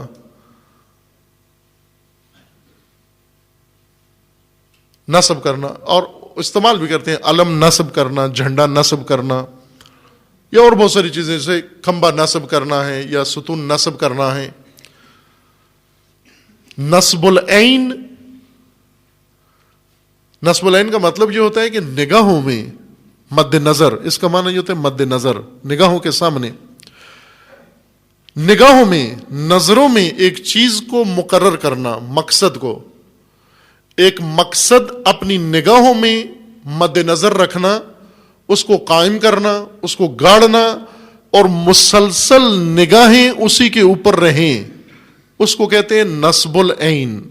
وہ مقصد جو نگاہوں کے سامنے رکھا جاتا ہے، گاڑا جاتا ہے، قائم کیا جاتا ہے، بلند مقصد جس تک پہنچنے کے لیے انسان تگ و دو کرتا ہے، اس کو نصب العین کہتے ہیں. نصب امر و نصب نہی، یعنی اے لوگو تم مخاطبین امر و نہی خدا ہو. اللہ نے امر صادر کیا، خدا کے سامنے تم تھے، تمہارے لیے صادر کیا. یہ امر ہوا میں نہیں روانہ کیا، کچھ سامنے مخاطب تھا، امر کیا تو مامور بھی تھا. اس مامور کو سامنے رکھ کر، علماء کے ہاں یہ بڑی خوبصورت بات ہے، احکام خداوند تبارک و تعالیٰ نے جو مقرر فرمائے ہیں، جن لوگوں کے زمانے میں احکام بنے ہیں وہ لوگ آج نہیں ہیں، اور جن کو آج احکام پہ عمل کرنا پڑ رہا ہے یہ اس وقت موجود نہیں تھے. خوب اب یہاں علماء بحث کرتے ہیں کہ یہ موجودہ لوگ یا آنے والی نسلیں جو شریعت کے اعلان کے وقت، شریعت کے بنانے کے وقت جو مومنین موجود نہیں تھے، ان کے لیے کیسے احکام بنائے گئے ہیں، انہیں کیسے مخاطب قرار دیا گیا ہے. چونکہ جب تک وہ مد نظر نہ ہو حکم بنایا نہیں جا سکتا، مکلف نہیں ہوتا انسان. اس کو مد نظر رکھا جائے کہ اس کے لیے بھی یہ ہے یہ حکم. اگر صرف انہی لوگوں کے لیے ہوتا جو عہد رسول اللہ میں تھے، نماز ان پر واجب ہوتی، آج سارے راحت. روزہ ان کے لیے واجب ہوتا، ہم تو تھے نہیں، ہمارے لیے اس وقت کیسے احکام بنا دیے گئے. کافی دلچسپ بات ہے. جو طلاب ہیں انہیں تو پڑھنی ہے مجبوراً یہ بات، جو طلاب نہیں ہے وہ بھی رغبت سے پڑھیں. یہ بات بہت خوبصورت ہے، اچھی بات ہے. کچھ ابتدائیات پڑھ کے آپ اس میں رغبت رکھیں. خوبصورت چیزیں ہیں. علم، ہر علم خوبصورت ہے، خصوصاً علوم دین. دور نہ رہیں علوم دین سے، پرہیز نہ کریں، اتنے باتقوا نہ بنیں کہ علم دین کے قریب نہ آئیں. آپ رغبت پیدا کریں، رغبت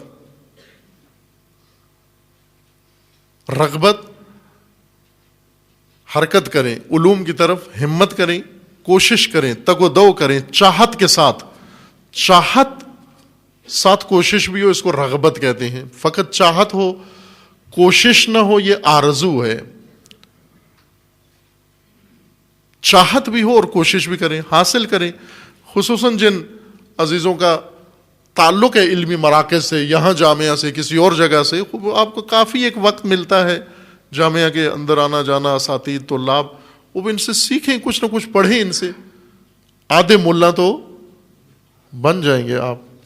اگرچہ کہتے ہیں نیم ملا خطرہ ایمان، نہ، آپ آدھے حکیم بنیں گے انشاءاللہ، تاکہ باقی آدھا حصہ بھی تکمیل کر کے پورے ملا بن جائیں انشاءاللہ. رغبت پیدا کریں ان علوم کے اندر. اگر سمجھنا چاہتے ہیں، دین کو لطف اندوز ہونا چاہتے ہیں دین کے حسن سے، دین کی خوبصورتی سے، جمالیات دین سے اگر لطف اندوز ہونا چاہتے ہیں، ان علوم کے اندر جھانکیں، دیکھیں.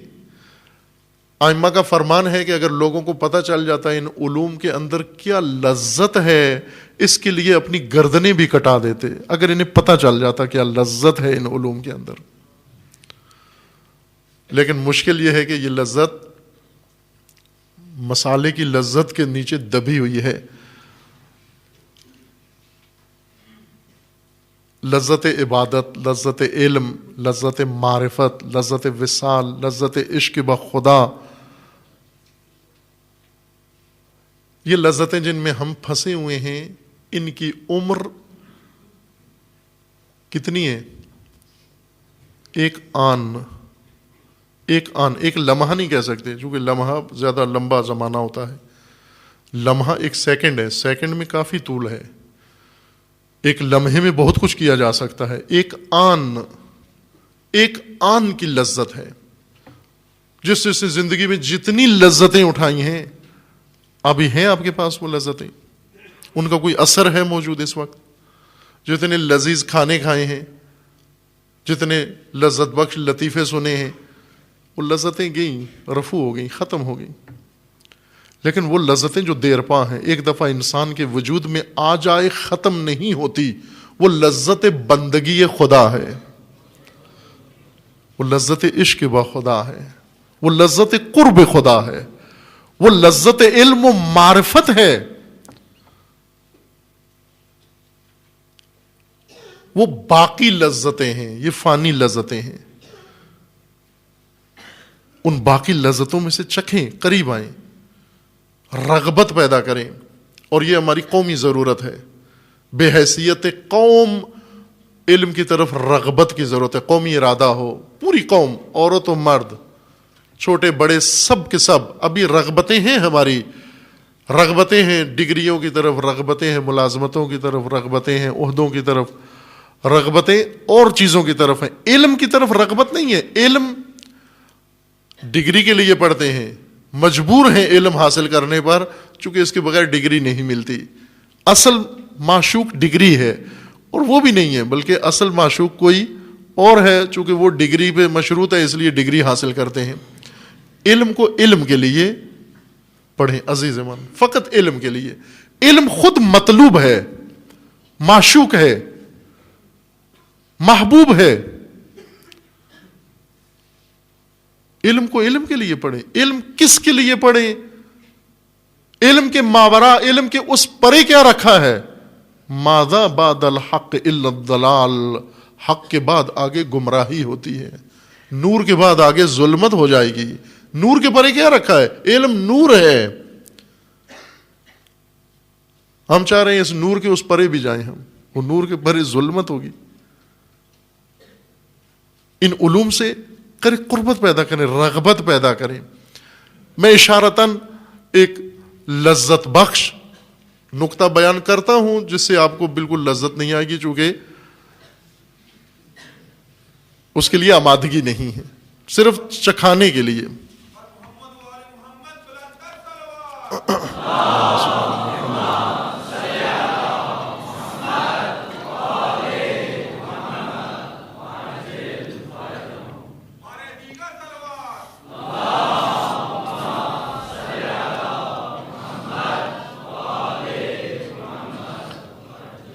اگر یہ حالت ہوتی، یہ رغبت ہوتی، یقین جان لیں یہ خطبہ فدقیہ یا خطبہ فاطمیہ انسان کو وجد میں لے آتا ہے. اگر وہ لذت اٹھانے کی حص ہمارے اندر ہوتی، نہج البلاغہ کا ایک خطبہ پڑھ کے عمر بھر جھومتے رہتے ہیں آپ. اس قدر لذت ہے ان خطبات کے اندر. وہ جمالیات دین جو دین شناسی کا حصہ نہیں ہے، جو کورس بناتے ہیں دین پڑھنے کے لیے، اس میں جمالیات دین نہیں ہے شامل. اس کو چھوڑ دیا گیا ہے، اس کے بغیر دین پڑھتے ہیں. خشک دین پڑھتے بھی ہیں، پڑھاتے بھی ہیں. لہذا پڑھنے والے کو بھی لذت نہیں آتی، وہ بھی تھک جاتا ہے پڑھا کے. پڑھانے والے کو بھی لذت نہیں آتی، پڑھنے والے کو بھی لذت نہیں آتی. ایک دفعہ مجھے یاد ہے پاکستان سے وہاں قم میں جب مقیم تھے تو وہاں پاکستان سے کوئی گئے زائرین، آم لے گئے. اس وقت ایران میں آم شناختہ شدہ چیز نہیں تھی، چونکہ وہاں ہوتا نہیں ہے اور اس کی درآمد پر پابندی تھی. جنگ کا زمانہ تھا اور یہ لگژری فروٹ وہاں پر اب تو عام ہو گئے ہیں لیکن اس وقت نہیں تھے. کیلا نہیں ہے وہاں، آم نہیں ہے، اس طرح کے بہت ساری بعض سرزمینوں پر نہیں. آپ کی سرزمین بہت پرنعمت ہے اللہ کے لطف و کرم سے، اور جن کی ہمیں قدردانی نہیں ہے. آم لے کے گئے کوئی زائرین، چند دانے انہوں نے دیے جی کہ یہ ہم ساتھ لائے ہیں تو آپ بھی یاد زندہ کر لیں. مالک مکان، جس مکان میں کرائے کے مکان میں تھے ہم، وہ مالک مکان بھی آئے ہوئے تھے کرایہ لینے کے لیے. تو ہم نے سمجھا کہ بہتر ہے کہ اس کو کرایہ بھی دیتے ہیں، ساتھ آم بھی چکھاتے ہیں، اس کو شاید کرائے میں کچھ چھوٹ دے دے. آم بھی اتفاقاً اچھے تھے، اچھی نسل کے آم جو ہوتے ہیں ملتے ہیں. اور وہ آم ہم نے اس کو کاٹ کے دیا. پہلے تو وہ پوچھتا رہا یہ ہے کیا ہے، بتایا اس کو آم ہے، وہ امبے کہتے ہیں اس کو، امبے ہے یہ. تو بڑا تعجب ہوا، اچھا امبے ایسے ہوتا ہے ویسے ہوتا ہے. آخر کار انہوں نے کہا کہ اس کو میں لے جاتا ہوں، گھر میں جا کے کھاؤں گا.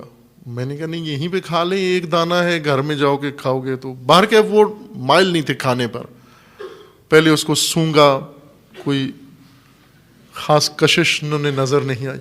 باہر کے وہ اصرار پر ایک اس کی وہ کرچ انہوں نے کاٹی، کھلائی انہوں نے، تو آدھی انہوں نے بس زبان سے چکھی اور کہا کہ نہیں یہ مجھ سے نہیں کھایا جائے گا. آم آپ دیکھیں ایک پاکستانی یا ہندوستانی یا شوگر کا مریض اگر اس کے سامنے آم رکھ دیں،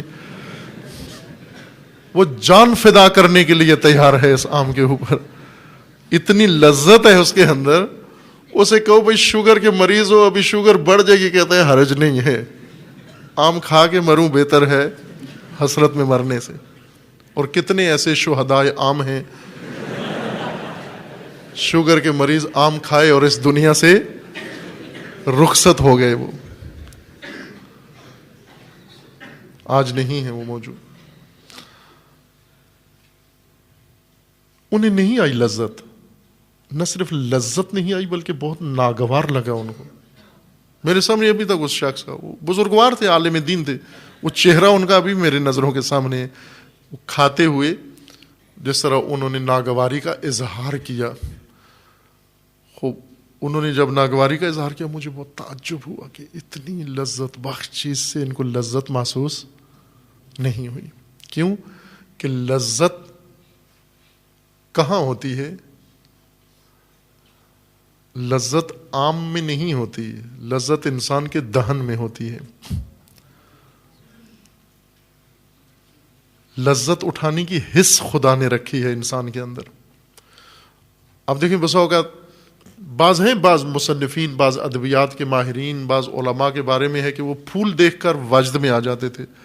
مولا رومی کے بارے میں ہے کہ وہ لوہاروں کے بازار سے گزرے، لوہار جو لوہا کوٹتے ہیں، انہوں نے وہ لوہا کوٹنے والے بازاروں سے گزرے جس میں ہم کانوں میں انگلیاں دے لیتے ہیں کہ یہ کیا ناگوار آوازیں ہیں جو لوہا کوٹنے کے بازاروں میں.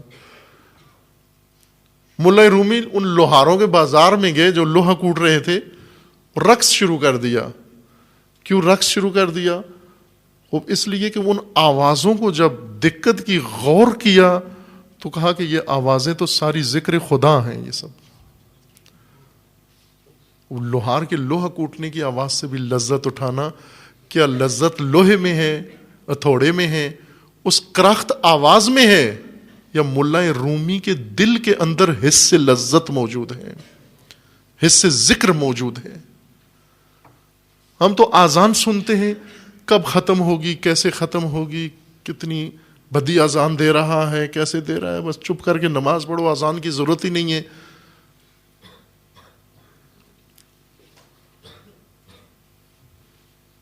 یا یہ بچوں کو جگانے کے لیے تلاوت نشر کرتے ہیں بسا اوقات. بعض شکایت کرتے ہیں کہ آواز بہت اونچی ہوتی ہے، یعنی اتنی آواز رکھو کہ ہم نیند سے بیدار نہ ہو۔ لذت اٹھائیں عزیز من، واقعاً کوشش کریں قرآن سے لذت اٹھائیں۔ یہ روایت آپ نے سنی ہو، یہ بیان کی ہوئی ہے کہ اللہ تعالیٰ کا فرمان ہے کہ خدا جس بندے سے ناراض ہو جائے اور سب سے بڑی سزا اس بندے کو دے، سب سے بڑی سزا جو ہر سزا سے بدترین سزا ہے، اس بندے کے دل سے لذت عبادت نکال لیتا ہے، لذت بندگی نکال لیتا ہے۔ پیسے نہیں چھینتا اس سے، پلاٹ نہیں لیتا اس سے، بلکہ اسے ان چیزوں کے حوالے کر دیتا ہے، اپنی لذت بندگی نکال لیتا ہے اور اسے نوٹوں کے حوالے کر دیتا ہے، اسے کھیتوں کے حوالے کر دیتا ہے، اسے بیلوں کے حوالے کر دیتا ہے، اسے مویشیوں کے حوالے کر دیتا ہے، اسے مارکیٹوں کے حوالے کر دیتا ہے، اسے گاہکوں کے حوالے کر دیتا ہے۔ یہ سب سے بری سزا ہے جو اللہ کی جانب سے کسی کو ملتی ہے کہ اپنے سے دور کر کے کسی اور کے سپرد کر دے۔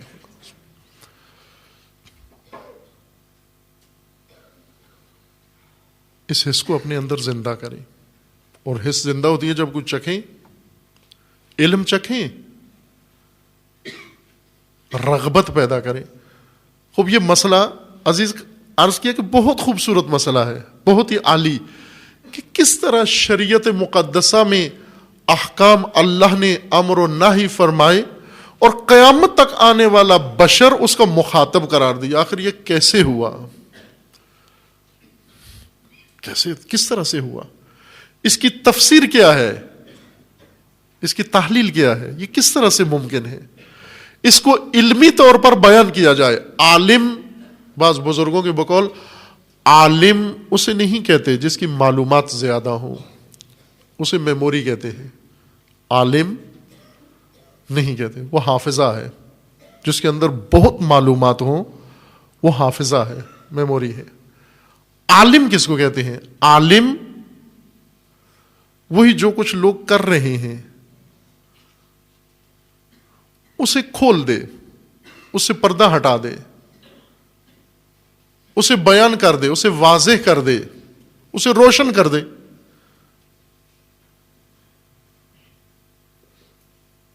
بعض علماء کے بارے میں ہے کہ انہوں نے کتابیں لکھی اور پڑھائیں شاگردوں کو، پھر شاگردوں کو کہا جاؤ دیکھو لوگ کیا کر رہے ہیں۔ بعض شاگردوں نے آگے بتایا کہ لوگ کاروبار کر رہے ہیں، کھا پی رہے ہیں، آ جا رہے ہیں۔ کہا بھی تمہیں علم سمجھ میں نہیں آیا، پھر دوبارہ ایک دورہ اسی کتاب کا اور پڑھایا انہیں، کہا اب دیکھو کیا کر رہے ہیں۔ کہا پھر جا کے دیکھا، کہا وہی اپنے معمول کے مطابق لگے ہوئے ہیں، کوئی کھیت میں ہے، کوئی کھلیان میں ہے، کوئی دکان میں ہے۔ پھر کہا بھی تو جس سمجھ میں نہیں آیا، پھر ایک دورہ اسی کتاب کا علم کا اور پڑھایا اور کہا کہ اب جاؤ دیکھو لوگ کیا کر رہے ہیں۔ کہا وہی جو 3 سال میں نے پڑھا ہے وہ بغیر پڑھے ہوئے کر رہے ہیں،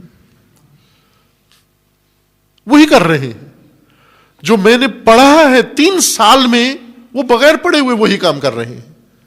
کہا اب سمجھ آئی ہے تجھے بات، اب علم کا ذائقہ چکھ لیا ہے تو نے۔ یہی جو کچھ لوگ کر رہے ہیں اسی کو تفسیر کرو۔ کس طرح سے ہوا؟ مخاطبین کس طرح سے خدا نے بنائے؟ اللہ نے کیسے احکام ہر فرد کی طرف متوجہ کر دیے جبکہ ابھی وہ فرد پیدا بھی نہیں ہوا؟ احکام پیدا ہو گئے، حکم پیدا ہو گیا، بندہ پیدا نہیں ہوا، لیکن ابھی سے یہ حکم اس کی طرف رخ کیے ہوئے ہے۔ اس حکم کا چہرہ اس کی طرف ہے کہ تو پیدا ہو، بالغ ہو، میں منتظر ہوں تیرا۔ جو ہی وہ پیدا ہوتا ہے، بالغ ہوتا ہے، فوراً حکم اس کے سر پہ آ جاتا ہے کہ میں تیرے لیے بھی بنایا گیا ہوں۔ وہ حیران ہوتا ہے کہ میں تو تھا نہیں، میں تو آج پیدا ہوں، صدیوں بعد پیدا ہوا ہوں، میرے کیسے شامل حال ہو گیا یہ حکم؟ اب علماء کی باری ہے، آئیں عالم اسی کو کہتے ہیں کہ بتائے، ابھی کھولے اس مطلب کو، راز کو، کیسے ہوا؟ علماء علوم کی مدد سے، ادبیات، علم ادب کی مدد سے اور علم منطق کی مدد سے اور علم اصول کی مدد سے، اور ان سارے علوم کے پیچھے ایک ماں ہے تمام علوم کی، اور وہ ہے علم فلسفہ۔ علم فلسفہ کی مدد سے اب عالم آتا ہے میدان میں یہ سمجھانے کے لیے کہ بھائی، جس طرح خداوند تبارک و تعالیٰ نے فرمایا، حضرت زکریا کو فرمایا کہ زکریا اس بڑھاپے میں، اس ادھیڑ عمر میں، اب آپ کو بشارت ہے بیٹے کی، اس کا نام بھی ہم نے رکھ دیا ہے، اس کا نام ہوگا یحییٰ، اور یہ نام ہم نے پہلے کسی کا نہیں رکھا۔ حضرت زکریا تعجب میں پڑ گئے، اس عمر میں، ادھیڑ عمر میں بچہ ہوگا، اور وہ بھی ایک ایسی عورت سے جو یائسہ ہو چکی ہے، اور جب جوان تھی تو بھی بانجھ تھی، عاقر تھی، ایک بانجھ عورت جو ادھیڑ عمر میں پہنچ چکی ہے، اور مرد بھی، اس سے اب بچہ پیدا ہوگا۔ خداوند نے فرمایا زکریا کیا بھول گئے ہو کہ ہم نے زکریا کیسے بنایا؟ بھول گئے ہو؟ اے زکریا تو کچھ بھی نہیں ہے، لم تک شیء، تو شے بھی نہیں تھا، لا شے تھا، لا شے کو زکریا بنا دیا۔ اب بوڑھے زکریا سے یحییٰ بنانا مشکل ہے اللہ کے لیے؟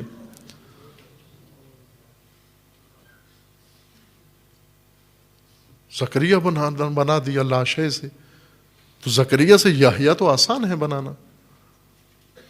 حضرت مریم کی والدہ نے نظر کی کہ خدایا اولاد دے، راہ خدا میں، تیری راہ میں اس کو وقف کر دوں گی۔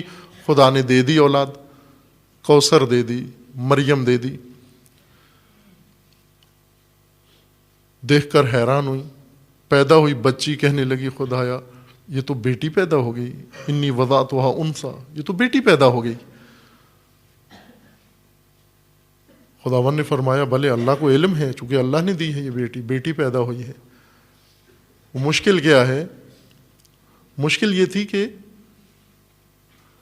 اسے وقف کیا تھا خدا کے لیے، اور اس وقت خدا کی راہ میں صرف مردوں کے لیے اہتمام تھا، جیسے پاکستان میں ہے، عورتوں کے لیے کوئی انتظام نہیں تھا۔ اب پریشانی یہ تھی مادر مریم کو کہ اس سے تو اللہ کے لیے مانگا تھا، اور اللہ سے مانگ کر پھر گھر میں رکھنا نہیں ہے، اسے تو اللہ کی راہ میں دینا ہے، لیکن ادھر انتظام نہیں ہے، اہتمام نہیں ہے، وہ صرف مردوں کے لیے ہے۔ خداوند تبارک و تعالیٰ نے فرمایا کہ بھلے اللہ کو معلوم ہے، اور یہ اللہ کے لیے مشکل نہیں ہے۔ کتنی آیات کے اندر خداوند تبارک و تعالیٰ نے فرمایا کہ یہ تو حین ہے، یہ تو آسان ہے اللہ کے لیے۔ تجھے شریعت کا مخاطب بنانا، اس حکم کو تیرے در تک پہنچانا، تو بہت آسان ہے یہ کام۔ کیسے آسان ہے؟ کس طرح سے بنایا جائے؟ اب بعض آتے ہیں یہاں پر خود ساختہ توجیحات کرتے ہیں کہ نصب امر خدا، لوگ کیسے جو ابھی پیدا بھی نہیں ہوئے نصب امر خدا کیسے بنے، نصب نہی خدا کیسے بنے؟ اس کے لیے توجیہ یہ پیش کرتے ہیں قرآن کی آیت پڑھ کر، اس میں تحریف کر کے، کہ اللہ تعالیٰ نے تمام انسانوں کی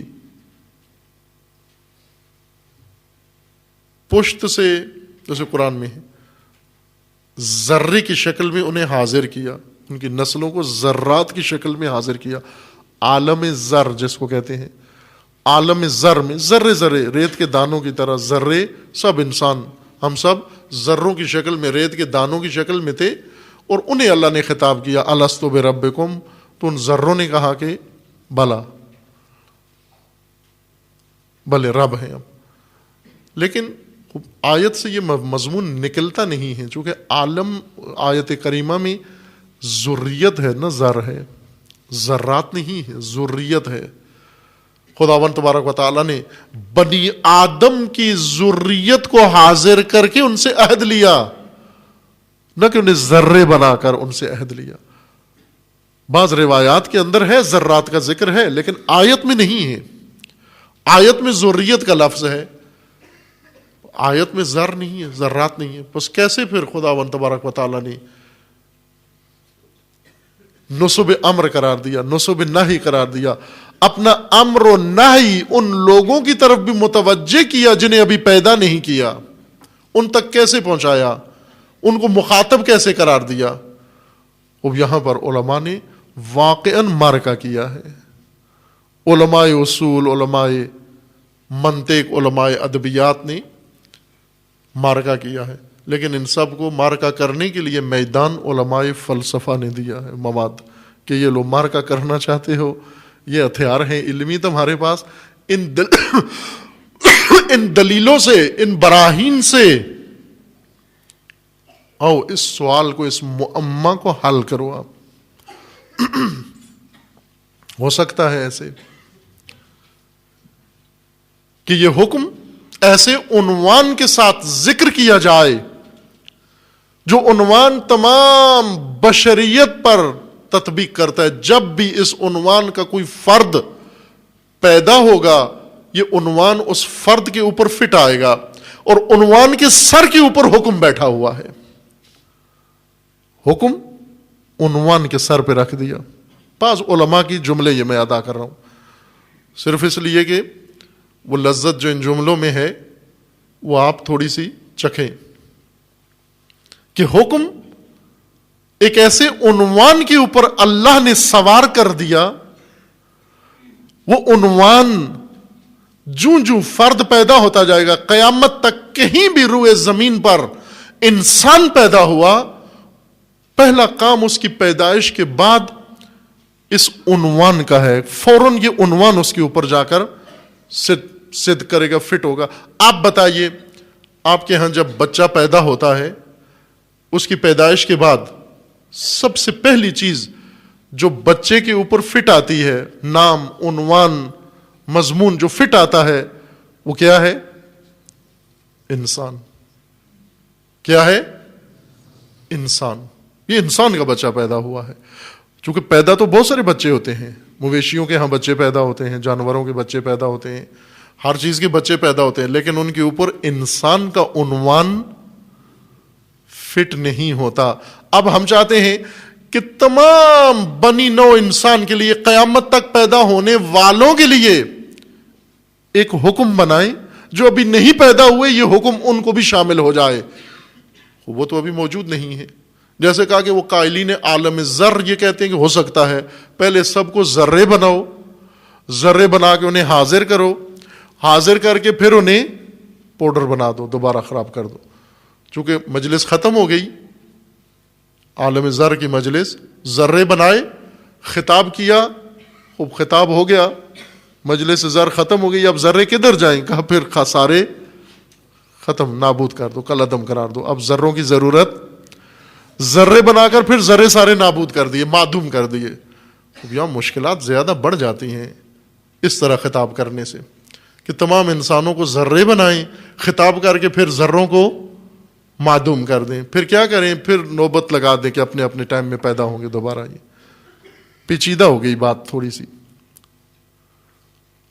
الجھن پیدا ہو جاتی ہے، اس سے سیدھی نہیں رہی بات۔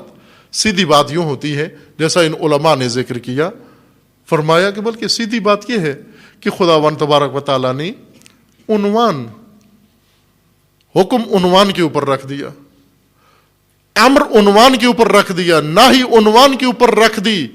اس عنوان کا جو بھی فرد ہوگا یہ حکم اس کے لیے ہے، اس عنوان کا جو بھی فرزند ہوگا، جو مصداق ہوگا، یہ نہی اس کے لیے ہے، وہ جس زمانے میں پیدا ہو۔ یہ صرف اشارہ میں نے کیا ہے، یا علماء کرام تشریف فرما ہے، داستان لمبی ہے۔ جناب سیدہ ان کی شان بیان فرما رہی ہیں، انتم عباد اللہ، تم بندگان خدا ہو، تمہاری شان یہ ہے، تمہاری حیثیت یہ ہے، تمہارا مقام یہ ہے، تمہاری منزلت یہ ہے کہ بندگان خدا ہو۔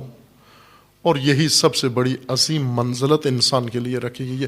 اس سے زیادہ مافوق اور اس سے زیادہ ماورا اللہ نے انسان کے لیے مقام نہیں بنایا، ماورائے بندگی۔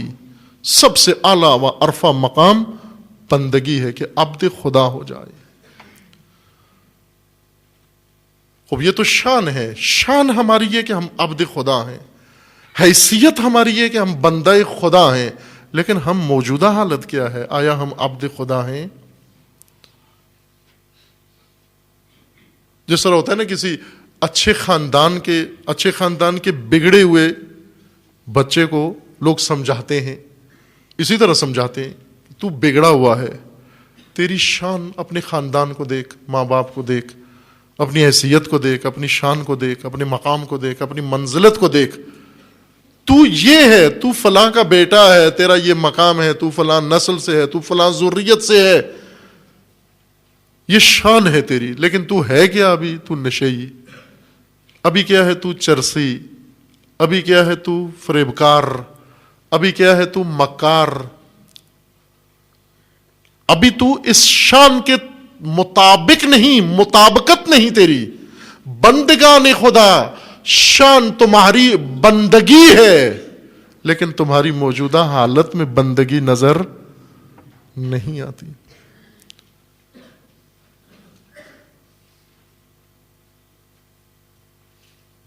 اس کو شانی شخصیت کہتے ہیں، شانی مقام کہتے ہیں، جو ہونا چاہیے. ان طلاب کی خدمت میں نے بارہا یہ جملہ کہا ہے کہ طالب علم، اگر طالب علم، بہت عظیم مقام ہے، روایات ہیں، ایک گفتگو ہے طالب علم کے عنوان سے، عام مومنین بھی اس کو سماعت فرمائیں. مقام طالب علم روایات کے مطابق، اس میں روایات پڑھی ہیں معصومین علیہ السلام کی زبان مبارک سے. اس میں روایات کا مشترک مضمون یہ ہے کہ طالب علمی کا مقام نبوت سے ایک درجہ نیچے آئیں تو طالب علمی کا مقام شروع ہو جاتا ہے. اور محشر میں، بہشت میں، جنت میں بھی ایسا ہی ہوگا. سب سے اعلیٰ و ارفع مقام انبیاء کا ہے، معصومین کا ہے. ایک مقام وہاں سے نیچے آئیں تو نیچے طبقہ طالب علمی شروع ہو جاتا ہے. نہ جس کی شان فقط طالب علمی ہے لیکن مطابقت نہ ہو، اس کی موجودہ شخصیت اس شان کے مطابق نہ ہو. اگر طالب علم کو اپنی شان کا علم ہو جائے کہ میں کس شان کا مالک ہوں، میری شان کیا مقرر کی گئی ہے، میری منزلت کیا رکھی گئی ہے، یہ معصوم ہو جائے گا، یہ کسبی معصوم ہو جائے گا. ایک معصوم ہے جو اللہ نے بنایا ہے، ایک وہ ہے جس کو اپنی حیثیت کا علم ہو جائے، میں کون ہوں، میں کس سلسلے سے تعلق رکھتا ہوں. یہ نہیں کرے گا معصیت، یہ گناہ نہیں کرے گا جس کو اپنی شان کا علم ہو جائے. کب لغزش کھاتا ہے عالم سے، کب لغزش سرزد ہوتی ہے، جب اپنی شان کو بھول جاتا ہے. بندہ خدا کب لغزش کھاتا ہے؟ جب بندگی بھول جاتا ہے. جب بندگی بھول جاتا ہے استکباریت میں آ جاتا ہے. بندگی کے دائرے سے نکل جائے پھر ہر کام کر سکتا ہے. جس نے حد بندگی توڑ دی، عبودیت کی حد توڑ دی، وہ ہر کام کر سکتا ہے. وہ فاطمہ زہرا کو رلا سکتا ہے، اس کے لیے مشکل کام نہیں ہے. جو بندگی کی حد توڑ دے، جو ربقہ بندگی سے آزاد ہو جائے. اور سب سے بڑا ظالم وہی ہے جس نے حد بندگی توڑ دی. چونکہ عزیز من، ہم سمجھتے ہیں سب سے بڑا ظالم وہ ہے جس نے کسی کو قتل کر دیا. قتل کرنا ظلم ہے. جس نے کسی بہت بڑی شخصیت کو قتل کر دیا، نعوذ باللہ کسی نبی کو قتل کر دیا، اولاد نبی کو قتل کر دیا، یہ بہت بڑا ظالم ہے. لیکن وہ اس ظلم تک ایک بڑا ظلم کر کے پہنچا ہے. یہ بڑا ظلم نہیں ہے. سب سے بڑا ظلم یہ ہے کہ اس نے بندگی خدا کی حد کو توڑ دیا ہے. خدا کی بندگی کی حد توڑ دی ہے اس نے.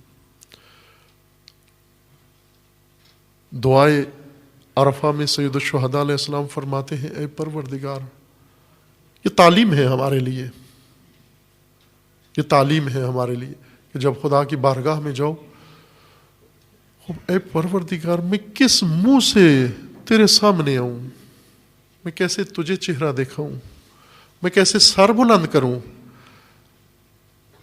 میں کون ہوں؟ انا الذی تجاوز تو میں وہی ہوں جس نے حد بندگی توڑی ہے،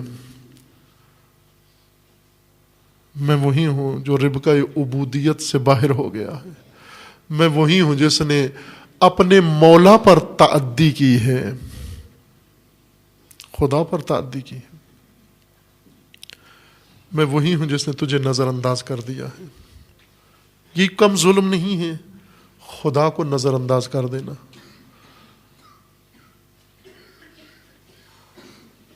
جب انسان لغزش کرتا ہے اللہ کو چھوڑ دیتا ہے، نظر انداز کر دیتا ہے۔ سیدہ آج جن لوگوں کو مخاطب ہیں اور انہیں یاد دلا رہی ہیں کہ تم تو بندگان خدا تھے، تمہارا مقام تو عبودیت ہے، تمہارا مقام بندگی ہے۔ یہ سیدہ کے لیے پہلے مصائب نہیں تھے، یہ وہ مخدرہ ہے جس نے خانہ مصائب میں جنم لیا ہے، خانہ مصائب میں پلی بڑی ہے۔ جناب سیدہ کی جب ولادت ہوئی مکہ معظمہ میں، رسول اللہ پر مصائب کے اوج کا زمانہ تھا۔ شیرخارگی میں ظلم و ستم رسول اللہ پہ جاری تھا، لیکن بچپن میں جب وہ عمر آتی ہے جب بچے کو سوجھ بوجھ ہو جاتی ہے، بی بی نے عجیب ماحول دیکھا۔ بعض روایات میں ہے 3 سال کی عمر میں بی بی ہر شب اپنے بابا کو گھر استقبال کرتی جب رسول اللہ لہو میں لہان ہوتے، سر سے خون ٹپک رہا ہوتا، پاؤں سے خون ٹپک رہا ہوتا، لباس خون آلود ہو گیا ہوتا، کبھی سر اقدس رسول اللہ پر کانٹے پڑے ہوتے۔ حضرت خدیجہ کا وطیرہ یہ تھا کہ رسول اللہ جب بھی باہر سے تشریف لاتے پذیرائی بعد میں کرتی، پہلے مرہم کرتے تھی رسول اللہ کے جسم اطہر کو۔ لیکن جب جناب سیدہ 3 سال کی ہو گئی، بابا کی تیمارداری شروع کی۔ رسول اللہ گھر تشریف لاتے، در کے پیچھے منتظر رہتی، انتظار میں رہتی ابھی بابا زخمی حالت میں آئیں گے، میں بابا کے زخم صاف کروں۔ یہ روایت ہم نے سنی ہوئی ہے کہ رسول اللہ نے جناب سیدہ کو فرمایا، فاطمہ انت ام ابیہا، تو اپنے باپ کی ماں ہے۔ یہ کس موقع پہ فرمایا؟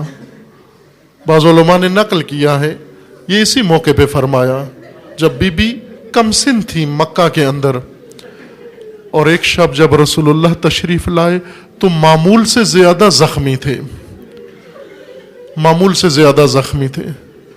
رسول اللہ کے نالین مبارک خون سے بھرے ہوئے تھے، زخم تھا، بدن کے ہر حصے پہ زخم تھے، سنگباری کیا کرتے تھے، کانٹے پھینکا کرتے تھے، تکلیف دیتے رسول اللہ کو۔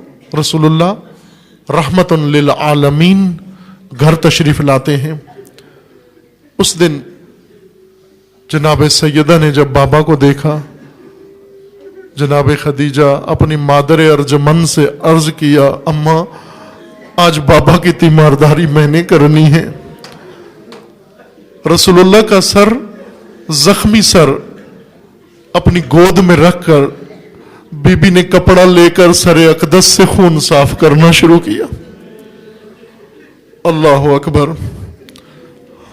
عزیزان، ہم تصور نہیں کر سکتے رسول اللہ کس قدر عظمت فاطمہ کی بیان کرتے۔ فاطمہ کتنی باعظمت شخصیت تھی، کمسنی کا عالم ہے۔ رسول اللہ زخمی ہیں، آغوش میں سر رکھ کر بی بی بابا کے چہرے سے خون صاف کرتی ہیں، پیشانی سے خون صاف کرتی ہیں، زلفوں سے خون صاف کرتی ہیں، اور ساتھ ہی بچی ہے، روتی بھی ہیں، لیکن سسک کے نہیں روتی، ضبط کر کے روتی ہیں۔ ضبط کے رونے میں آواز نہیں نکلتی۔ رسول اللہ نے محسوس کیا کہ رسول اللہ کے چہرے انور پر فاطمہ زہرا کے گرم آنسو گرنا شروع ہوئے۔ رسول اللہ نے آنکھیں کھولی، اپنی لخت جگر کی آنکھوں میں آنسو دیکھے۔ رسول اللہ کے دل میں ایک احساس پیدا ہوا کہ میری بیٹی جس طرح آج بابا کی بالین پہ آنسو بہا رہی ہے، میری بیٹی ایسے بیٹیاں نہیں ہوتی، بیٹیاں لپٹ کے روتی ہیں، مائیں ضبط کر کے روتی ہیں۔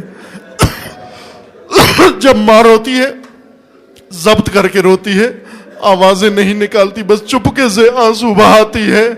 رسول اللہ نے جب یہ آنسو اپنے چہرے پہ محسوس کیے، آنکھیں کھول کے جب بی بی کو روتے ہوئے دیکھا، فرمایا فاطمہ انت ام ابیہا، میری بیٹی تو میری بیٹی ہے لیکن ماں کی طرح اپنے باپ پہ رو رہی ہے، ماں کی طرح اپنے باپ کی تیمارداری کر رہی ہے۔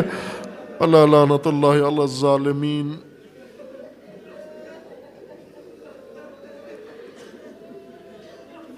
فَسَيَعْلَمُ الَّذِينَ ظَلَمُوا أَيَّ مُنْقَلَبٍ يَنْقَلِبُونَ۔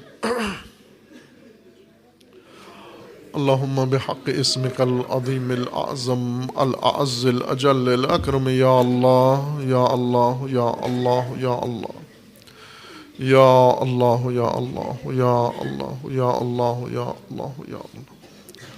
خدا بندہ بحق اسماء حسنہ خود، بحق رسول اللہ، بحق فاطمہ الزہرا، بحق سر مستودع، پروردگارہ ہمارے اس قلیل سے ذکر کو اپنی بارگاہ میں قبول فرما، تمام مومنین کے اس اخلاص و خلوص کو شرف قبولیت عطا فرما، جو مومنین اس دنیا سے رحلت کر گئے جوار رحمت میں مقام نصیب فرما، جو مریض علیل ہیں انہیں شفاء کاملہ نصیب فرما، جو کسی مشکل و مصیبت میں گرفتار ہیں بحق زہرا، پروردگارہ سب مصیبت زدگان کے مصائب کو بحق زہرا برطرف فرما، سب کی مشکلات کو برطرف فرما، جو بیمار ہیں اسپتالوں میں ہیں ملتمس دعا ہیں پروردگارہ انہیں شفاء کاملہ نصیب فرما، حاضرین مجلس کے پروردگارہ گھروں میں جو بیمار ہیں انہیں جلد از جلد شفاء کاملہ نصیب فرما۔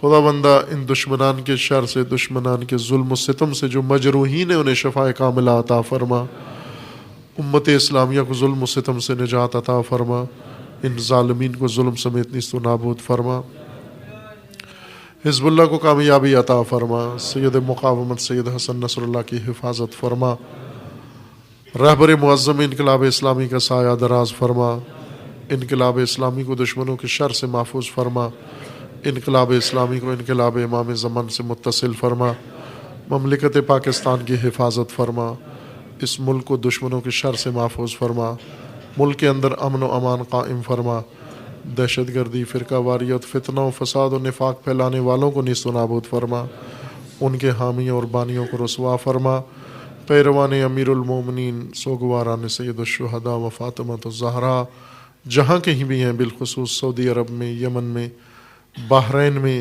شام میں، لبنان میں، عراق میں، نائجیریا میں، افغانستان میں، دیگر ممالک میں، کشمیر میں، ہندوستان میں و بالاخص پاکستان میں، سب کے عزت و بال و جان و ناموس کی حفاظت فرما۔ پروردگارہ اپنے ولی حق ولی اللہ العظم اجل اللہ تعالی فرج و شریف کا جلد از جلد ظہور فرما، ہمیں حضرت کے اعوان و انصار میں سے ہونے کی توفیق عطا فرما، تمام مرحومین کے لیے، مومنین و مومنات کے لیے، بالخصوص شہداء کے لیے و بالاخص امام شہداء حضرت امام خمینی رضوان اللہ تعالی علیہ کے لیے سورہ فاتحہ۔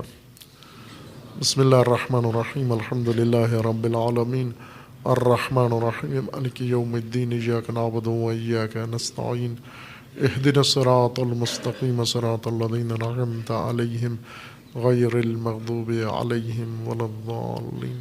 اللہم تقبل منا انک انت السمیع العلیم برحمتک یا ارحم الراحمین۔